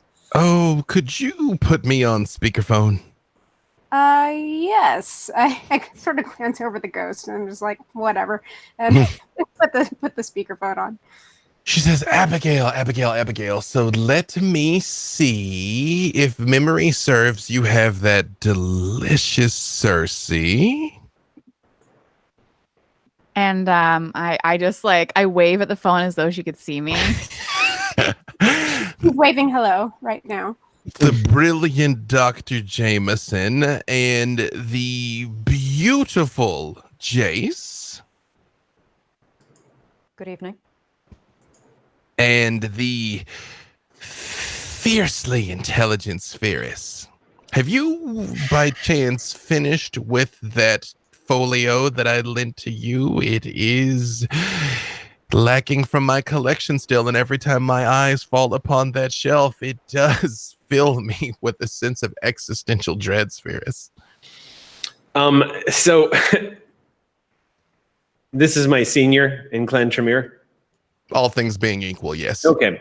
There's a long enough of a beat where Saris is able to put down his intense impatience and just says, yes, I can get that back to you very quickly. Presuming that we survive, of course. Presuming, and you shall require all your wits to do so. Please check your devices. And all of your phones buzz at the same time. All of you that have cell phones, they all buzz. No cell phone. I think Jameson doesn't look at his phone. He just looks over Jace's shoulder. I went off the grid. You see, there is an article from about a month ago in North Hollywood where, centered around a club called Club Maharani, which is a known Anarch stronghold and bastion, but currently there is a truce between the Anarchs and the Camarilla, so you just have to grudgingly kind of accept that they're going to be gross, but they're going to be gross over there. Right. There were reports of monsters. People were saying they saw monsters of all types, that some looked like zombies, some looked like giant hulking bears, some look like twisted fairies. And ultimately, the story was attributed, you can see, you get several links where it sort of went through a mass hysteria route, and then it was settled on perhaps this was some sort of terroristic weapon. There was a mind-altering substance that was tested and was ultimately attributed to an unfortunate gas leak in the crumbling infrastructure of North Hollywood that sort of basically everybody in about a square mile just kind of started tripping balls for a little while. But you see videos of people terrified. Like there's like footage from ATMs and traffic cameras and things like that of people sort of walking down the street and then stopping and looking at someone and literally screaming and dropping bags and things and running away from them. And you see like the people that they're looking at are kind of looking around and things like that. There's footage of you see a person kind of wearing a hoodie that is like pulled up, running, covering their head as somebody is chasing them with a baseball bat out into the street.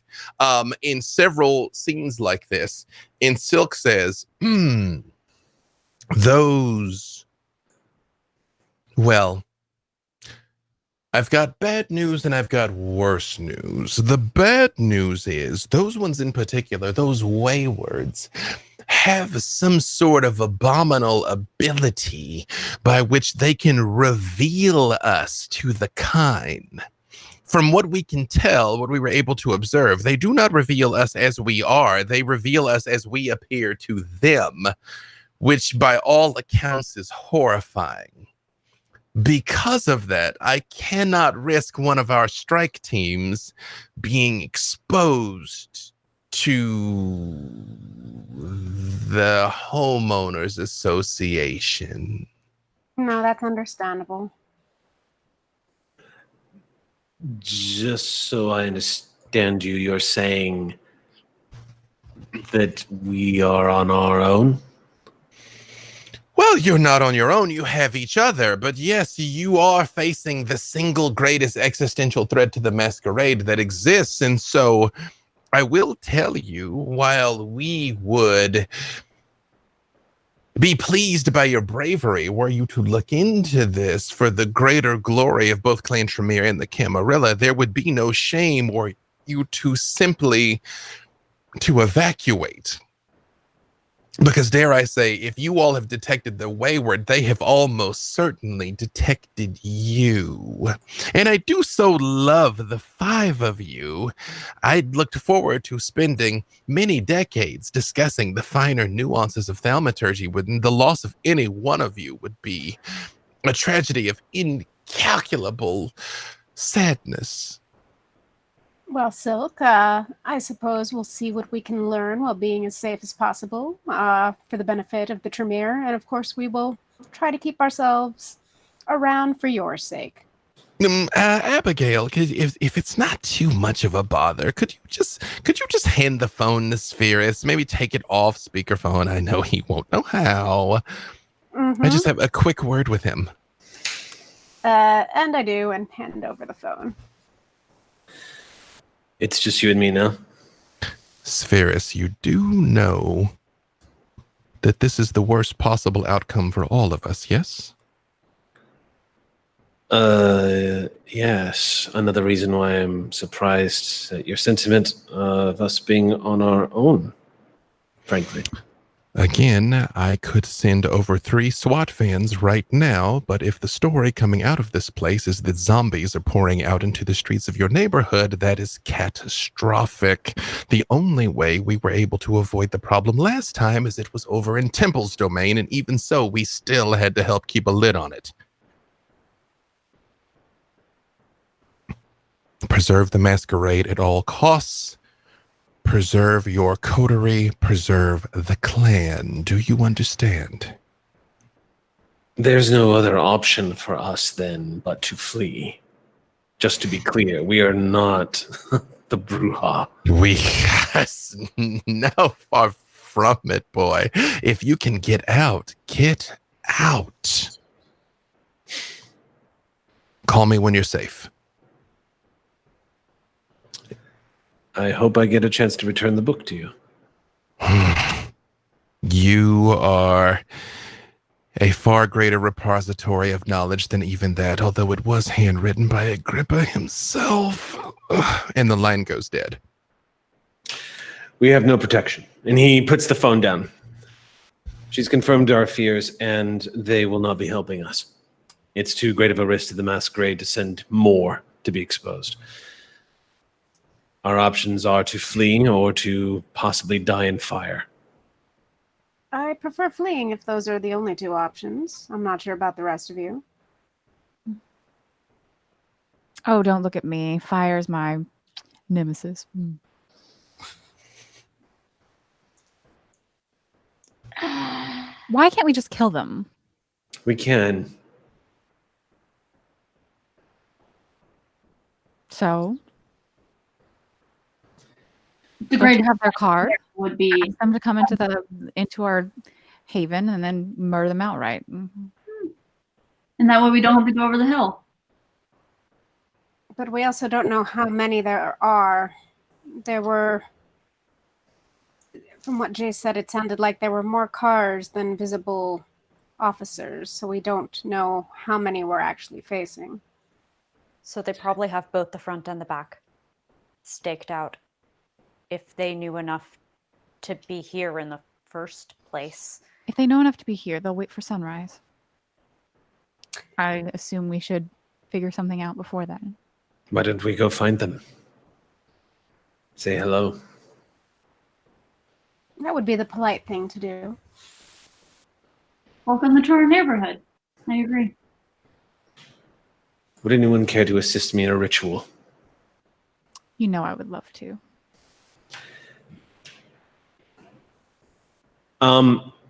Just out of curiosity, did any of us, we got to look at the person that was at the door talking to Jace, right? Oh yeah. The peephole. Yep, Jace definitely did. Yeah, and I'd say of people. Okay. That's just good security. So yes, illuminate the trail of prey would be possible if that is the thing that you were thinking about. Exactly what I'm thinking of. Right, we also Mhm. have their contact information. I have Illuminate Trail of Prey, so I could assist you, Eric, on that. Okay. Yeah, You do have a phone. You do have a phone number. That is quite right, Cersei. But what illuminate the trail of prey will do is literally mystically show you where they are right now. Not just where they are, everywhere they've been. Actually, Jace, could I see that business card you were given? Where's Miss Downing? Hand it over immediately. I'd like to do Spirit's Touch on that. Excellent.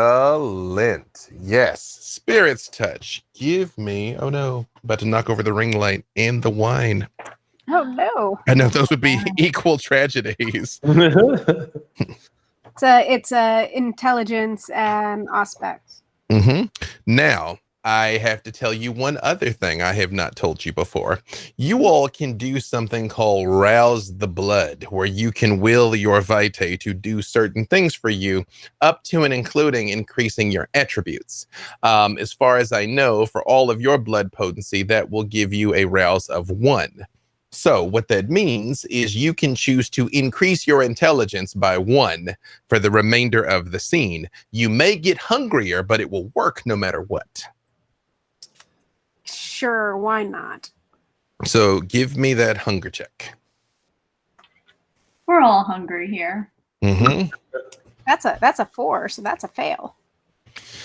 As you hold this card in your mind, you feel the beast rising up with its claws sinking into your brain. Abigail, my dear, no, what are you doing? This is quite improper. This is not the type of lady that we are. We don't go out and fight wayward hunters. We find ways to escape. See, I don't understand why it is you've just spent a couple of decades with these unruly miscreants and you're losing track of the way things are supposed to be done.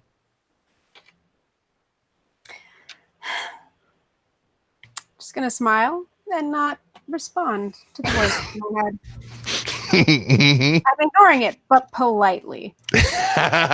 You're nice even to the beast. You're a wonderful person. Yes. So now do include that extra die for intelligence. And is that the hunger is now at 2? Well, okay. So this is a slightly complicated thing. Yes, your hunger will increase, but for the next roll. The next roll. So you still have the 1 hunger for this, and then subsequent rolls, it is 2. Got it. Okay, so I will just, while you're assembling this pool, I'll just say as an aside, especially for people like Eric that played the old game. In the old game, you had something called a blood pool, where your blood was actually points, and they were a resource you managed. Now, because of the hunger dice, instead of managing resources, you manage risk. Is it worth me rousing the blood to do this thing? Because I might get hungry, and as I get hungry, more likely other things happen. In my opinion, a way more fascinating and flavorful system of the vampire. Yeah. Oh yeah. The hunger dice are really what sets these five apart. Great addition to the game. Okay, and that is a 3. Okay. Is you are holding this card in your hand and you touch it and you let your mind wander back, and you all see when she does that thing that she does, that she sort of defocuses, like she's looking through it for a second, and you see a couple of things. You see Jace when she's standing there talking to them, but it's not Jace. It actually looks like Dr. Jameson.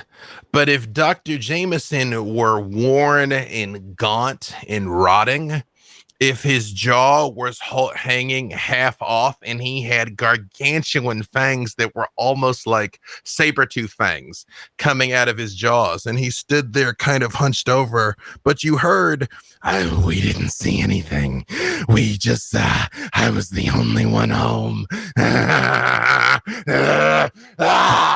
Is what you see happening around this card.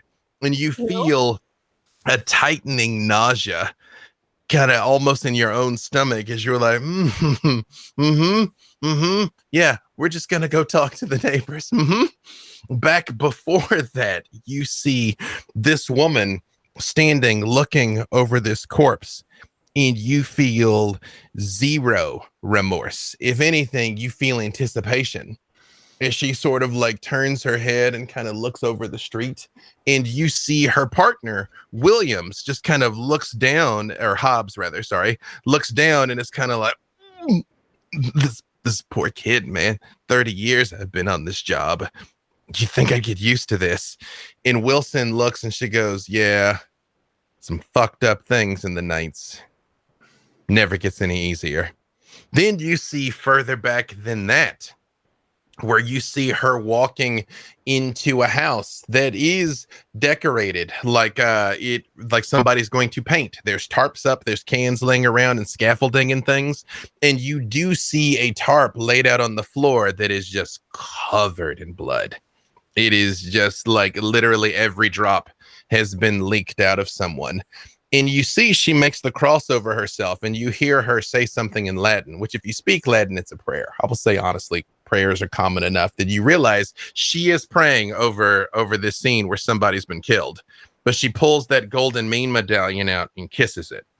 You see a couple of nights ago where there is a group of people standing around something horrifying, and you see it is mountainous. It's 10 feet tall, and it's got a long snout, almost like a crocodile, with long pointing fangs coming out of it and almost impossibly long claws. And it grabs someone and throws them into a wall, and they splat against it, literally.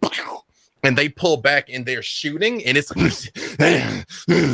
and one of them steps forward and grabs her hand, and they both hold up their symbols and they start saying something to it in Latin that you don't understand. And it kind of starts to fall backwards, and it starts to shift down, and it turns into a person. And they look around for a second and they're like, how the fuck did you? And somebody comes up and tases them. And she looks down at them after they're tased and handcuffed. She's like, wrap them in silver, put them in the basement of the painter house. And then you're back looking at this card. Oh boy. We need to get out of here right now. And I relay what I saw. Okay. Yeah, and at that point, Ferris just says, they wield true faith. Would I know what true faith is? There's a good chance. You're about to say something, Cersei? Oh, I'm just kind of in shock. Mm-hmm. I mean, you're a historian. Whether or not you believe it is up to you, but it's legit. The power of Christ compels you. That like some mortals can just say things and you're forced to obey them, and they can resist some of your powers. Like, for the most part, mortals are completely defenseless against your kindred disciplines. They're dominate anything you do to their feelings. They are playthings. Some of them aren't. Yeah, some of them will pull a Star of David and light you on fire right there in the middle of the street. It's never a Star of David somehow. All I'm saying is our people deserve to get some pamphlet. That's all I'm saying. I will later relay a poem to you that I heard just about that topic years ago, Sam. So, If it makes you feel any better, I absolutely have had Hebrew-speaking faith hunters come after people. Yes. No, it's true. Yeah. Pretty much anybody who has the ability to believe in something, true faith is not. It's non-denominational. It is Yep. non-denominational. Sorry, Cersei, you were saying something. Abigail, if when you were seeing, did it appear like one of the detectives was aware and the man beside her, less so? I don't think he has any idea what his partner is. I feel like the odds just got turned even more in our favor. But also, you're based on what I saw, I don't think she would necessarily give a damn if we went after him. Wait. I meant her. Wait. What is it? Abigail, don't you possess the ability to change people's memories? Yes.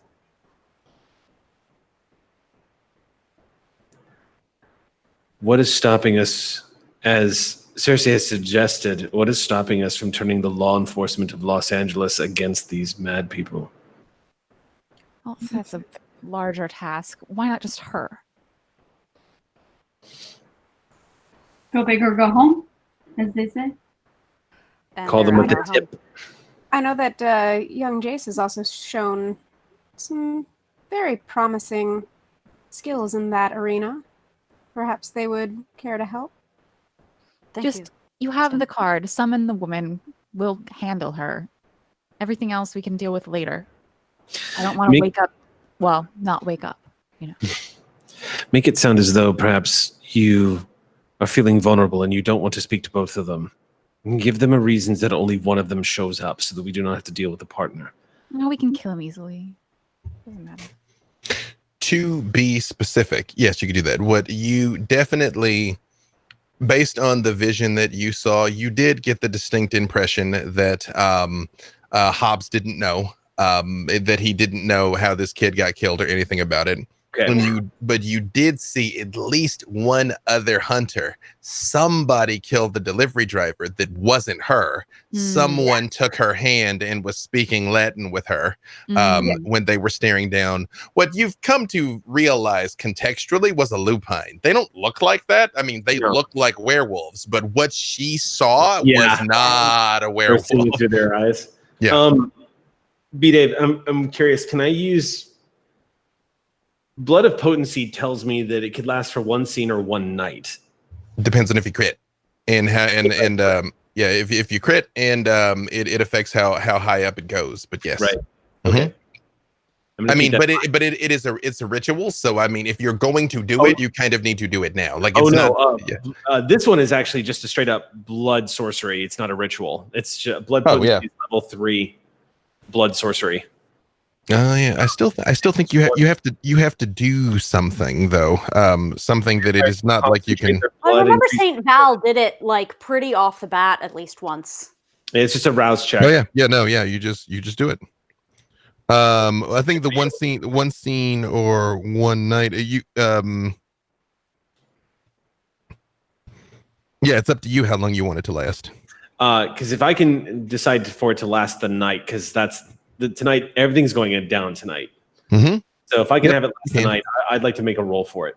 Yeah, the reason why that is as you get into the much higher blood potency, some significant weaknesses come along also. You get stronger in some ways and weaker in others. So you might only want to like put this guy's head through a wall and then snap out of it. That's yeah. All right, I'm gonna go ahead and do this. Go ahead, roll it. If you succeed, your blood potency goes up by 1. If you crit, it goes up by 2. Jace, what are you doing? As you've been asked to call Detective Wilson. Yes.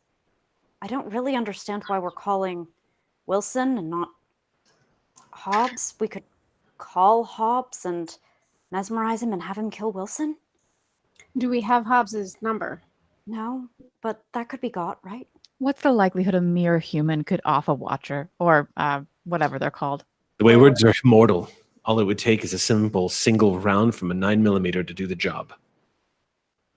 There you go. And if it was a normal mortal, that might be the only way she doesn't see it coming. It's an option, for sure. So should I still call her? Or If it goes south, disposable. These three. Abigail, give me your resolve and insight. I'm going to spend a willpower point to reroll some of these dice real quick. Excellent. Up to 3. It's not a good roll for me. There are no bad rolls. Oh, 'Cause that's true. They can be good for me. No. You do recall they have a lupine in the basement of that house. Oh yes, they in the house where the delivery boy was murdered. They stashed the lupine bound in silver. So the implication is that we go make nice with one of our natural enemies against another natural enemy. I'm more,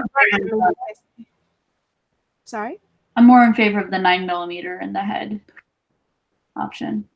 I'm more in favor of handling this before the sun rises. whatever you need me to do. We're a cotery. We're a chantry of Tremere. There's no reason why we can't do both. So Miss So- Downing and I take the cop and Yes. the sorcerer's mark.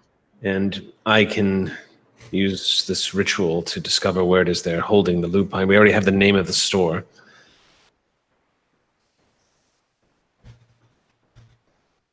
Okay. And my blood potency went up by 1, and I successfully did not get hungrier from that. You see, as he's talking, you see he starts to start to look a little more vascular. And he kind of like the veins kind of like come out a little bit, and he's like, he Yeah. looks a little less diminutive. Yeah. A little more vampirically spooky. So, am I understanding that Jace is calling, but you all are trying to do 2 things at once? What? Just so I'm clear on what your plan Not is. necessarily at the same time. Okay, right.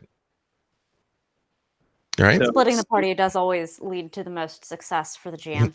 Literally no Honestly, negative repercussions to this there- course of action. None. And let's be honest, in Vampire there are few things more terrifying than a chantry of Tremere acting on a task.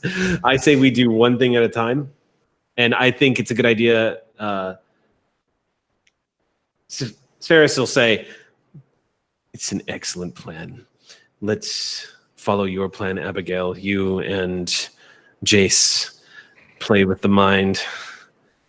And when you're done, we can see to maybe earning the favor of a lupine who wants to kill these bastards as much as we do." All right. I'm fairly good with wolves. That's very true. So, is Jace making the call first, or are you guys going to try and get to the other house first? I think we're making the call first. All right. And you are calling Detective Wilson, right? Mm-hmm. All right. Yep. Jace, Yep. phone rings a couple of times, more times than you would think. But then she's like, Wilson. Yes, this is Jace Colkian. You interviewed me earlier. I'm in House B, right here off Fountain. Oh, yeah. I said that I would call if anyone else in my house thought they knew something that was relevant, and apparently one of the women who lives with me says she saw something when she was coming inside after Really? she drove back. What'd she say she saw? Honestly, I'm not sure if I would.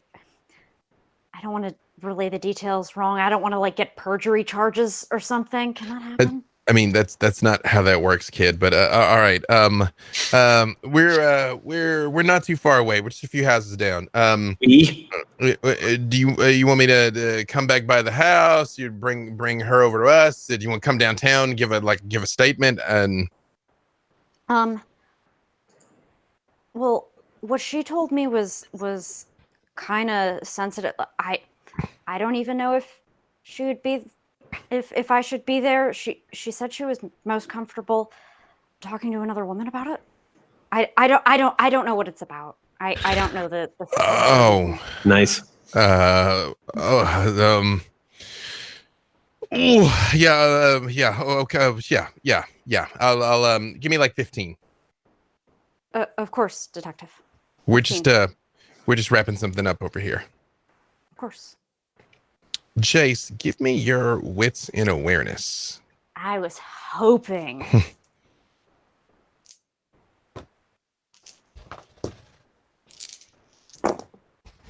I'm gonna spend a point of willpower because I got more of those than usual. Never enough. Oh yes, all 3 success. So that's a total of 5. Right before she hangs up, you hear click. I think she was with the lupine and there were shots or something. I just heard like, and then I just relay there. And he sounds like if they were telling the truth, if they're in the neighborhood, this might be faster problem than we thought. Well, we've drawn at least one of them away from that house. And I look a little bit to Dr. Crane like, did I do good? Am I in trouble? More of the latter, frankly, than the former. I think that you see like a nod, but like a definite like, I'll talk to you later. So you all theoretically know of a captured ally in the area, theoretically, or at least an enemy of your enemy somewhere in the area. Right. You also know of 1 or perhaps 2 hunters somewhere in the area, one of which has said they would be there in about 15 minutes. And you also know there is a not insignificant number of police that are basically right outside, which to the best of your knowledge are mortals that don't know anything. Was there enough I got in the vision of the house where the murder took place to have any idea where it is exactly, if it's in the neighborhood? Between that and having talked to the ghost of the delivery guy, you're pretty sure it's like it's maybe 10 doors down. So not terribly far, but a couple of blocks. Yeah, I relay that to the group as well. How long do we have? 15 minutes. Enough if we need to do anything with the officers outside if some kind. I was just thinking about how expendable those meat shields are and how easily persuaded to defend us they could be. You are aware that mortal minds are defenseless against you. If we have time, we could go outside and, I don't know, act helpless.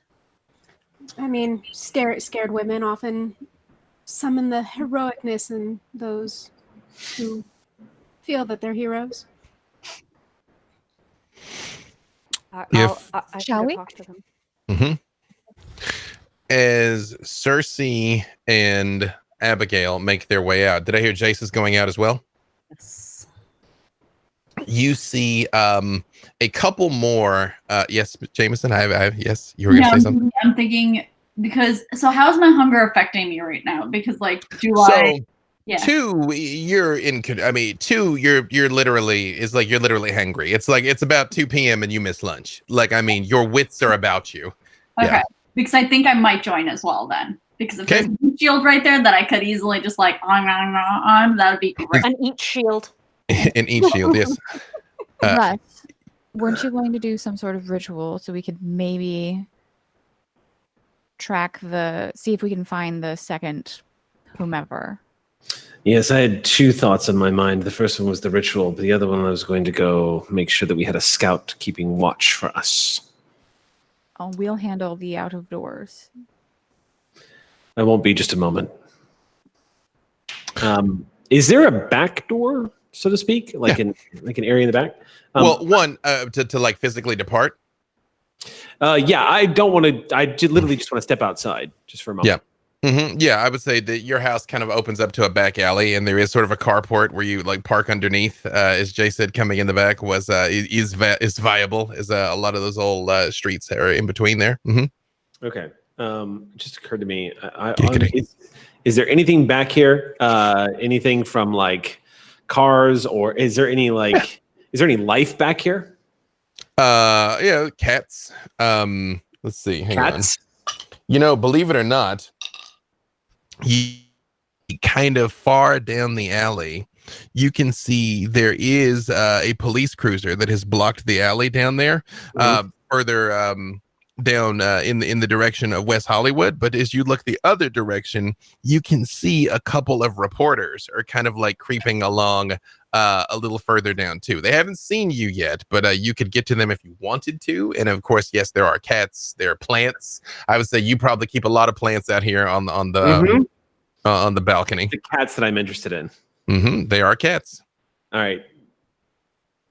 Ferris, when he sees the cats, gives a small grin, always a little more pleased to see animal life than human life.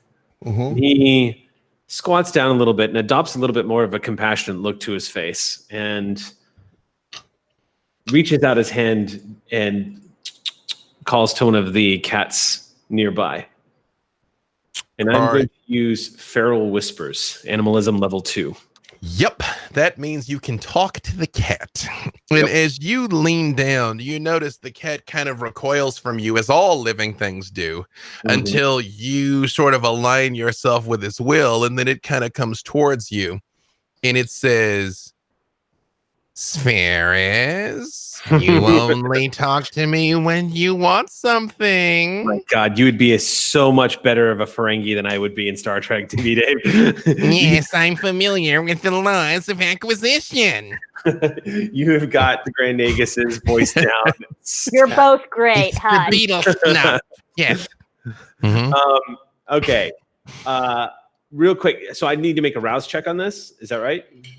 If it's level 2, you do. Yep. 1 per type of animal chosen. Okay, so yeah, for a cat, I need to roll manipulation plus animalism. So, to be clear, Feral Whispers not only allows you to talk to the aminals, it allows you to actually summon the aminals if that is your will. So you can talk to not just this cat, you can talk to all the cats. Yeah. I'm gonna become what the movie should have always been. A turtlenecked vampire chatting with them. All right, so I'm gonna say about 6 turn up almost immediately. Like you were like, I mean, you're an apex predator. You're like, I'm good at this. There's a cat. You're like, okay, I require cats. There's now 6 cats. Okay. Like, how did I really want this power in real life. Oh yeah, Feral Whispers is dope. Yeah, and they're like, so you have come to deal with us. What is it that you are asking? Fuck yeah, I rolled a messy critical. Yeah. You're super pumped about this. You're like, I'm like, fuck yeah, cats. Yeah, right. Yeah.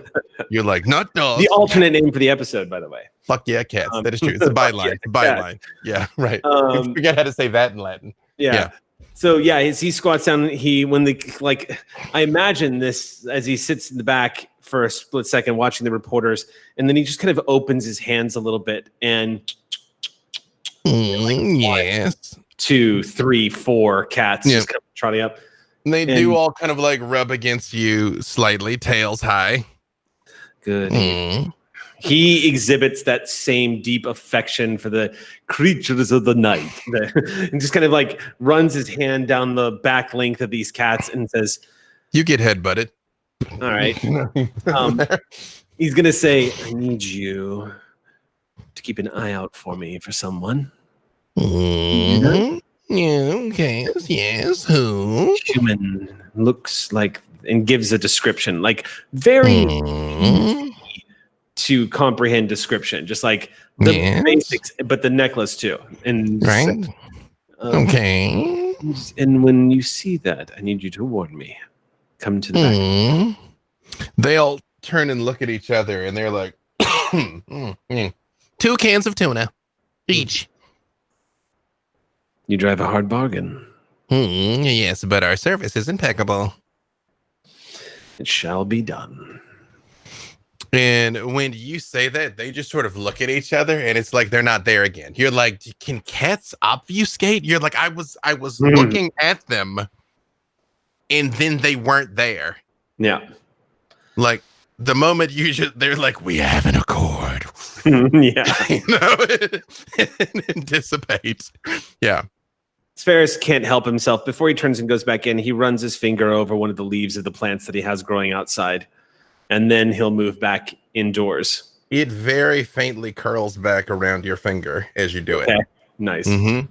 Yeah. Meanwhile, outside, these humans are defenseless. As you all come out again, both stunning beauties, what do you do to get these police's attention? As you take in the scene, by the way, there are actually more cops there now. There's about 10 kind of around the scene, mostly just standing around. But you do see further down the street in the direction of WeHo, it is blocked off by 2 cruisers, and there's news vans. It was like the full kind of like those like little satellite dishes are up, but you can tell there's some distance very much trying to like see what's happened, and like a tent has kind of been put over the body, which is still laying in the middle of the road covered in a sheet. So yes, what do Cersei and Abigail do? Before we go out completely to hearing range of these people or just like capture their attention, I turn to Abigail and I say, how direct do we want to be? Do we want to just tell them to shoot down the detective? Or Oh no, I think we need to be poor, unwitting damsels for them to really, step forward and do what we want them to do. I mean, It's more fun that way too. we can just compel them. I just mean it has to be shortened to the point. So let me tell you how this power works, especially if it is compel and not mesmerism. I have mesmerism, so. Perfect. Well, compel, it is a simple command that they will follow to the best of their ability. Both of these things, it's just mesmerism. It can be more complex. So you can say something like, protect me, and they will, but compel is usually something like, run away, give me that, shoot. It has to be something they can literally do. You can't say like sleep, because a person cannot choose to sleep. Right. It also cannot be used to compel the truth. If you're like, tell me who did it, they will just say who did it. It is literal. And also it cannot violate like their own like personal like ethos. There are some higher powers, like you can't walk into a family room and be like, kill each other. They won't. Right. There are some higher powers they will, but not at the compel level. But as a general rule, things like protect me usually slip under the radar, especially if you are hapless damsels in distress, and these big, strong police officers are here to protect you. Okay. Mm-hmm.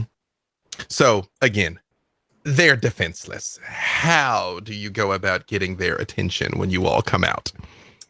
Oh, I think if we have you have your herd members come by. We probably have some bottles of water or something that we can bring. Oh them. yeah, there's stuff.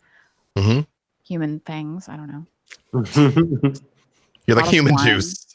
Wine. There's definitely wine, but like water. Well, they're on duty, and they probably take that seriously. And also, we don't want them to be inebriated, because then they won't shoot us straight. But they're tastier. They are much tastier that way. Definitely. Okay, water, whatever. Basically, what command are you implanting in their minds?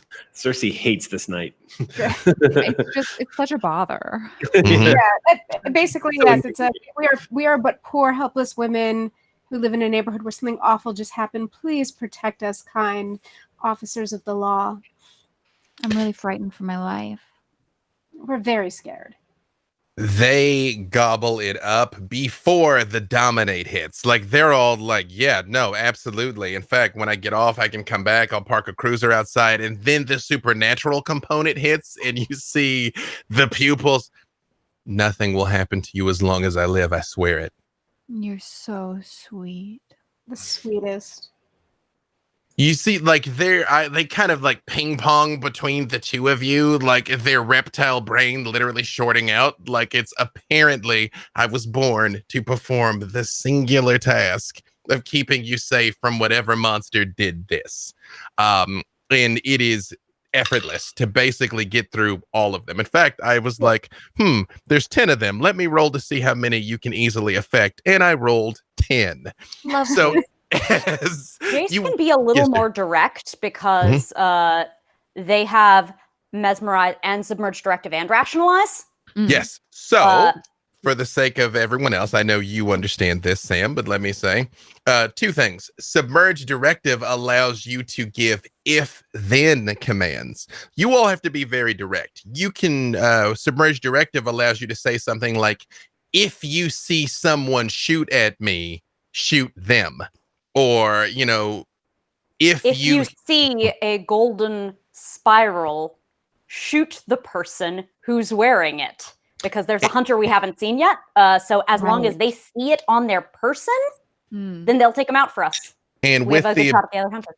With the ability of rationalize, also, you're able to implant that in 5 of them, by the way, Jace. Also, the ability rationalize means they will think this was their idea.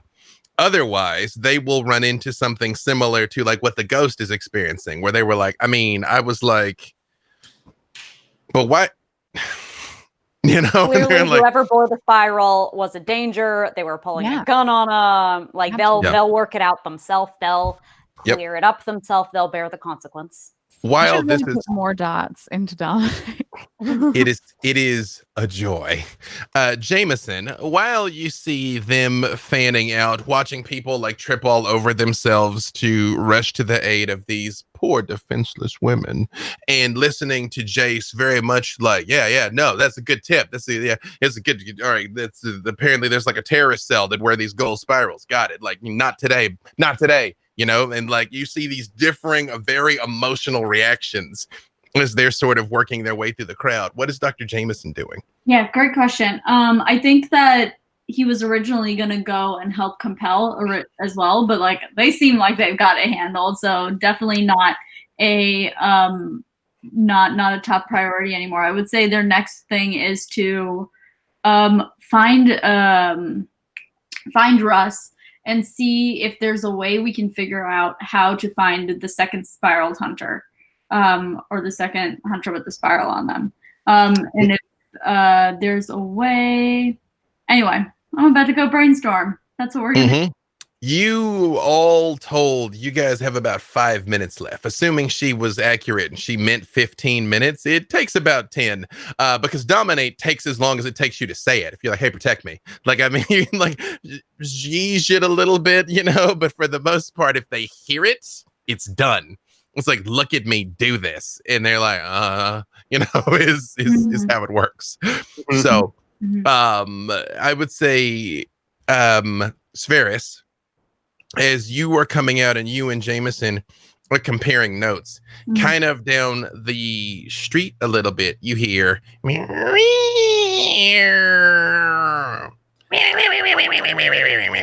company. Is this your company? Our company. I've never been very fond of cats. The hunter is here. We're being alerted. And I will say, with that much warning, you do see kind of walking down the middle of the street alone. She is kind of walking with her hands in her pockets, kind of looking down in the middle of the street. But you see her from some distance because the cats tip you off. She's in my field of vision. Mm-hmm. I have to do this. If not now, when? Do it. If she's in my field of vision, I want to sense the beast on her. Excellent. Go ahead and roll it.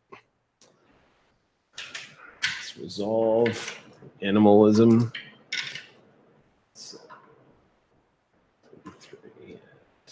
Yeah. Okay. All right. That would be 1, 2, 3, 4 successes. Crit or no crit? I only rolled 110, unfortunately. All right. And do you have the ability to spend willpower? The only reason I say that with this power in particular, with Sense the Beast, if you crit, you can determine more information about the target. Oh my gosh, that is a crit. There you go. Oh, damn. Okay, Sense the Beast. She does not hold a supernatural beast, but you sense extreme hostility and a preparation and determination to do harm. She does not have a beast, which means she is neither a vampire or a werewolf, but Not a beast in the traditional kindred sense. Exactly. Darkness and humanity is definitely lurking closely under the skin. However, with the crit, you confirm exactly what you feared, that she is a wayward, but you are aware of the fact that she is not just a wayward, she is a zealot's zealot. And as she is walking towards you, even though she seems like she's kind of like looking down deep in thought, one thing you do not sense in her is fear. Yeah. Yeah, I'm not surprised to hear that. I remember Waywards from Hunt of the Reckoning. Because when we were playing Hunt of the Reckoning, as a hunter, Waywards were a problem. Yeah, no, they don't stick to the plan. They even as a human that hunts bad guys, Waywards are a problem. Yeah, you're like bro. Yeah, you're at a 12. Yeah. I need you down here. Yeah, you're like, that was a school, and it's like the janitor was a werewolf, and it's like, but that was a school. Yeah, that's the Waywards. That's why they're wayward. Can I possibly? Oh, I don't have that. Never mind. Nope, I took Sense the Unseen. Never mind. Okay, that's it for me then. I'm gonna watch her go. I'm gonna basically tell you, Doctor, and I give you the look, and the look in his eyes indicate that this is serious. Like, she is the real deal. Like, he gives you this kind of glance, like, we can't fuck around with this. Yeah. And he just says, "She's coming." She's coming. So has she? I'm sorry if you mentioned this, B. Dave. Has she spotted us? Is she beeline towards us, or is she going towards? As far as you can tell, she is still walking like fairly calmly down the road. But you know, if you stay out here much longer, she's going to notice you. It's the cats tip you off. Is there a way for me? How difficult would it be for me to loop back around her and not have her notice? You would have to kind of cut through your house, go up the alley, and then try and cut back through one of the neighbors' houses. It could be done, but she would arrive at the house before you could do that. Yeah, the house at that point, exactly. So no. Well, do you want her to see us, or shall we hide? No, I don't want her to see us. Yeah. No, let's slip back into the house. All of you, give me your dex in stealth to see if you can get back into the house before she sees you. Okay. Everybody? Yes. If it is your intent to get back into the house, yes. Okay. Is it a hunger die as well on these skill checks? Yeah, cool. In everything but willpower includes cool. your hunger dice. That's 2 successes for me. Impressive, considering I had no stealth pool. No, that's not true. I had 1. Roll it. Oh, still 2 successes. Okay. Also 2 successes. 2, Jameson. 2 successes on my hunger die, and then 1 success on my stealth check. So 3 total. Okay. Yeah. I had 2 successes as well. Mercy. All right. So you I guys don't roll. I'm not attempting to be stealthy. She's expecting me, and there's bad ideas I can always attempt. Yeah, I mean, to be fair, the order was to protect us, so we probably do want to be in sight of the officers we commanded to protect us, for them to know we're being possibly attacked. I will say you guys kind of step kind of towards the sidewalk, towards the lawn area, so the cops have a clear shot as she's walking down, and she does sort of like look up and look at you, Jace, and you see she kind of like turns her head and sort of like looks at all of you, and she says, hang on a second here.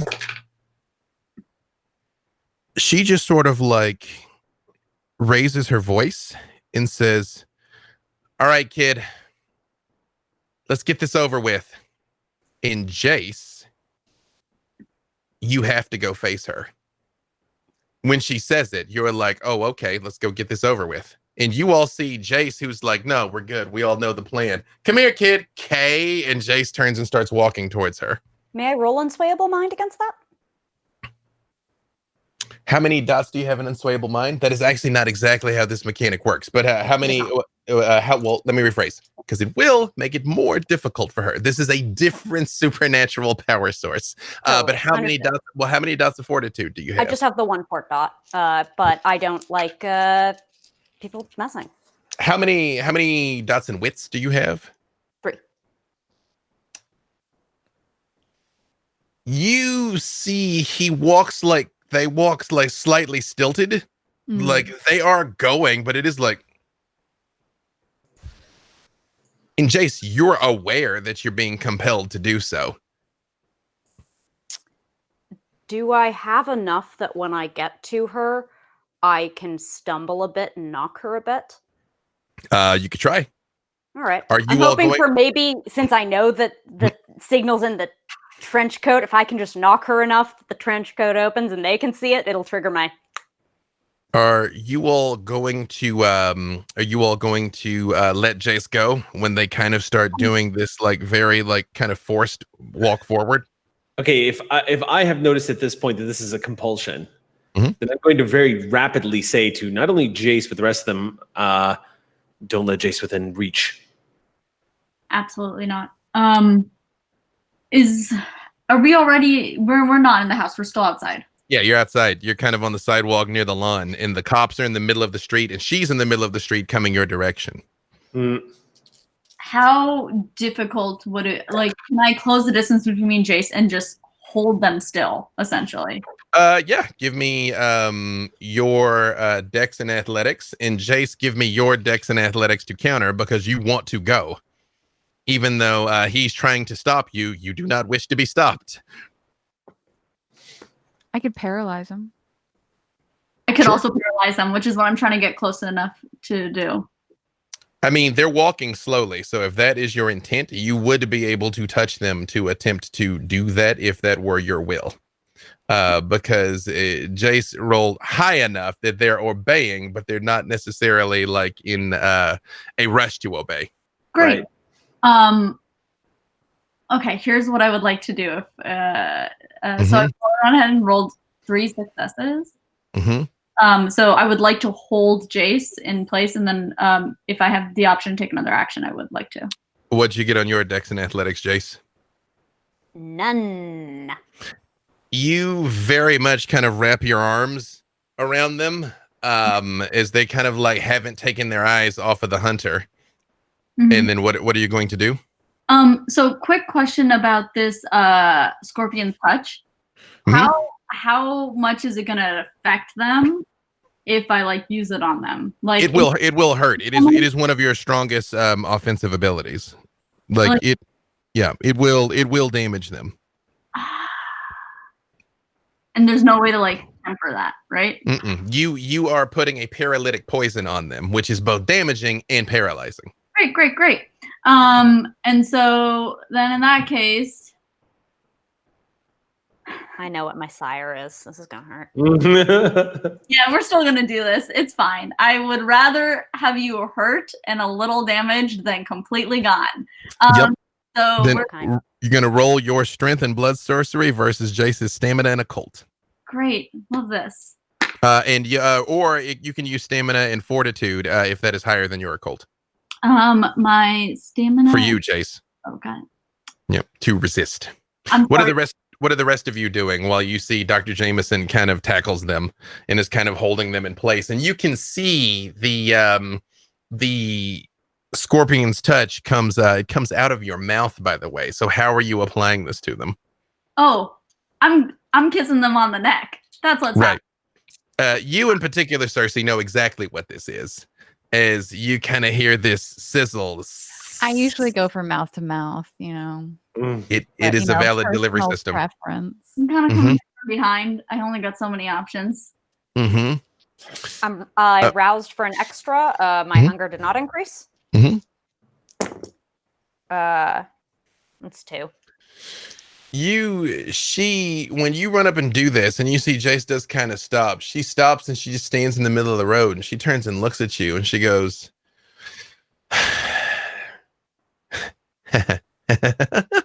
and kind of runs her fingers through her hair. She goes, fucking Brady Bunch house is full of monsters. Look. And when she says look, you all hear, and all the cops kind of go, ah! And scream and start like backing away from you.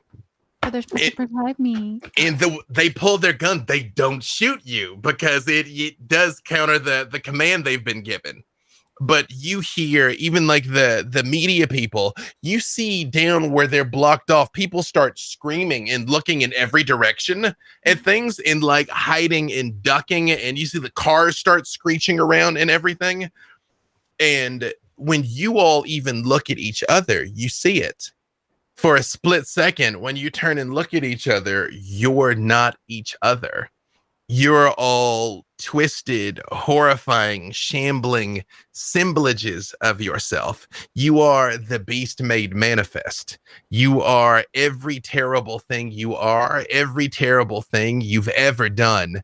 And it only lasts for a split second, but when you see each other in the depths of your heart, you understand why they hate you so much. It's okay. I hate me too.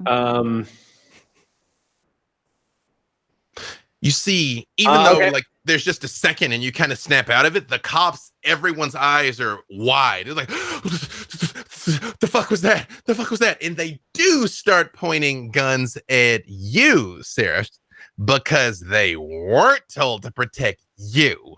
Oh, no. I'm immediately going to move into Saris because I know that, and basically, put a hand, hold her, and you see, she just sort of goes, huh. The fuck are you monsters gonna do now? They've seen it and they can't unsee it. Whatever happens to me, and she reaches in her belt and pulls out 2 silver knives. They're never going to fucking forget, and is still just coming down the middle of the street. Do you think it would be more of a breach of the Masqurade if we killed all of them or if we let them go? I think they've written off this sort of thing before. It's a lot harder to write off all the corpses. But I fancy a bloodbath. Fine. Wait a minute. So for a brief second, they thought they saw a bunch of horrific monsters on the doorstep. That's basically how the power works. Everyone sees what they see. The hunters can like extend their vision to everyone, but just for a moment. And it But lasts the people, for a moment. but they don't forget it. They see it, but they don't forget it. Yeah. Mm-hmm. Okay. And they all looked at us. Yeah, of course. Mm-hmm.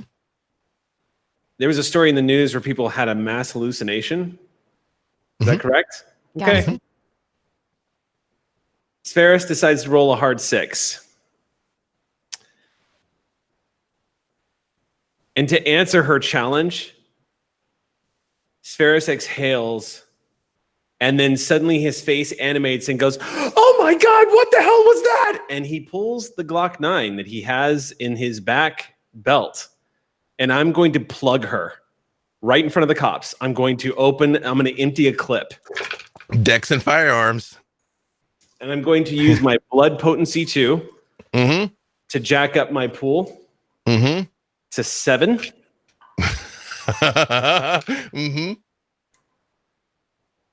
6. I remind you, you have willpower. Yep. Make it count. He acts like somebody who saw the thing too, and is going to also be part of this hallucination and is going to freak the fuck out and open fire on her. Oh, there's a crit. There's 2 crits. So 4. So that's I rolled 4 10s. That is 8 right there. That is a double crit. Yeah. Are any of those on your blood die, or are they all the regular dice? No, I have 4 on the black dice. 1.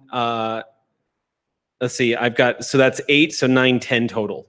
10, but two regular crits, not messy. Right. No messy crits. You see, as you're like click, pow, pow, pow, pow, pow, and they're all center mass. Like it's flawless gunsmanship.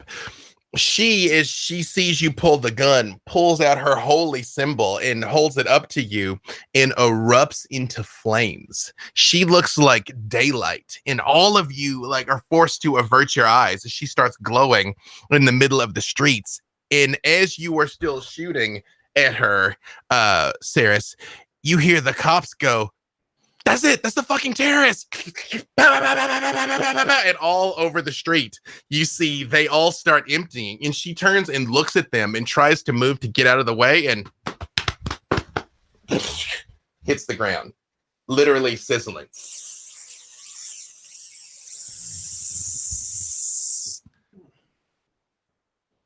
Okay. And they stand there like, are you okay? You okay? Yes, thank you so much. I don't. There was some kind of. Did you see where everyone looked? What was that? Is that some sort of terrorist gas? Oh gosh! Oh shit! Okay. Whatever it was, I'm sure you can just forget. I dropped the gun on the ground. He just drops the gun and grabs his head and goes into a full like manic moment of just like freaking out over what. I'm gonna go over like I'm comforting my poor distraught friend who was somehow tricked into committing this terrible act of self-defense. You realize that the cops are, everybody's like, there's a second where it's just chaos and nobody really knows what to do. And then you hear meow, meow, meow, meow, meow, meow, meow. And a car peels a U-turn in the middle of the street and roars over the hill in the other direction. And that is a good place for us to stop. One down. I was like, they can see you now too. Like, Oh no. we're all sharing this hallucination. That was very well played with the cops, because that could have gone much differently. Well, yeah, my thought is even if we survive this, there's going to be a blood hunt. You're going to have some explaining to do. There was a reason why Silk didn't want any of her people anywhere near this before this happened, because there's some cops and there's some cameras. So just real quick, Cersei. Yes. Do you let these cops go, Cersei? I would look around, and while like everyone's panicking and pretending to comfort their friends, I'm like picking at my nails, and I'll look around, and like if the rest of my coterie isn't going to assist me in draining 10 grown men, I will help you. You will? Let's go. Yes, just, they're all dead. Come in the house. Thank you. Oh my God, I'm so scared. Yes, I will absolutely have a bloodbath, a party, a bacchanal. It'll be amazing. Can I try to save a couple and whisper,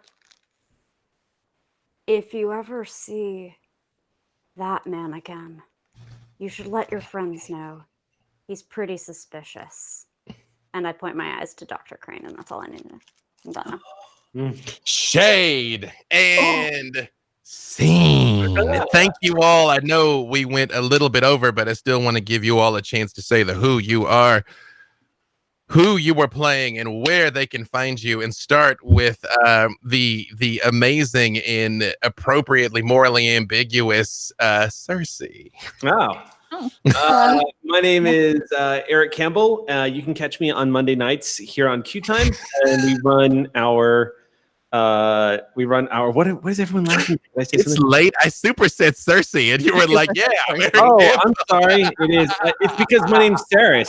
It was too close. I know. True. Too close. I I'm got sorry. confused by your name multiple times. Sorry. I'm from Hey, Arkansas. you're I also a cannot. very I cute cannot witch, enunciate. Eric. Yes, What's that?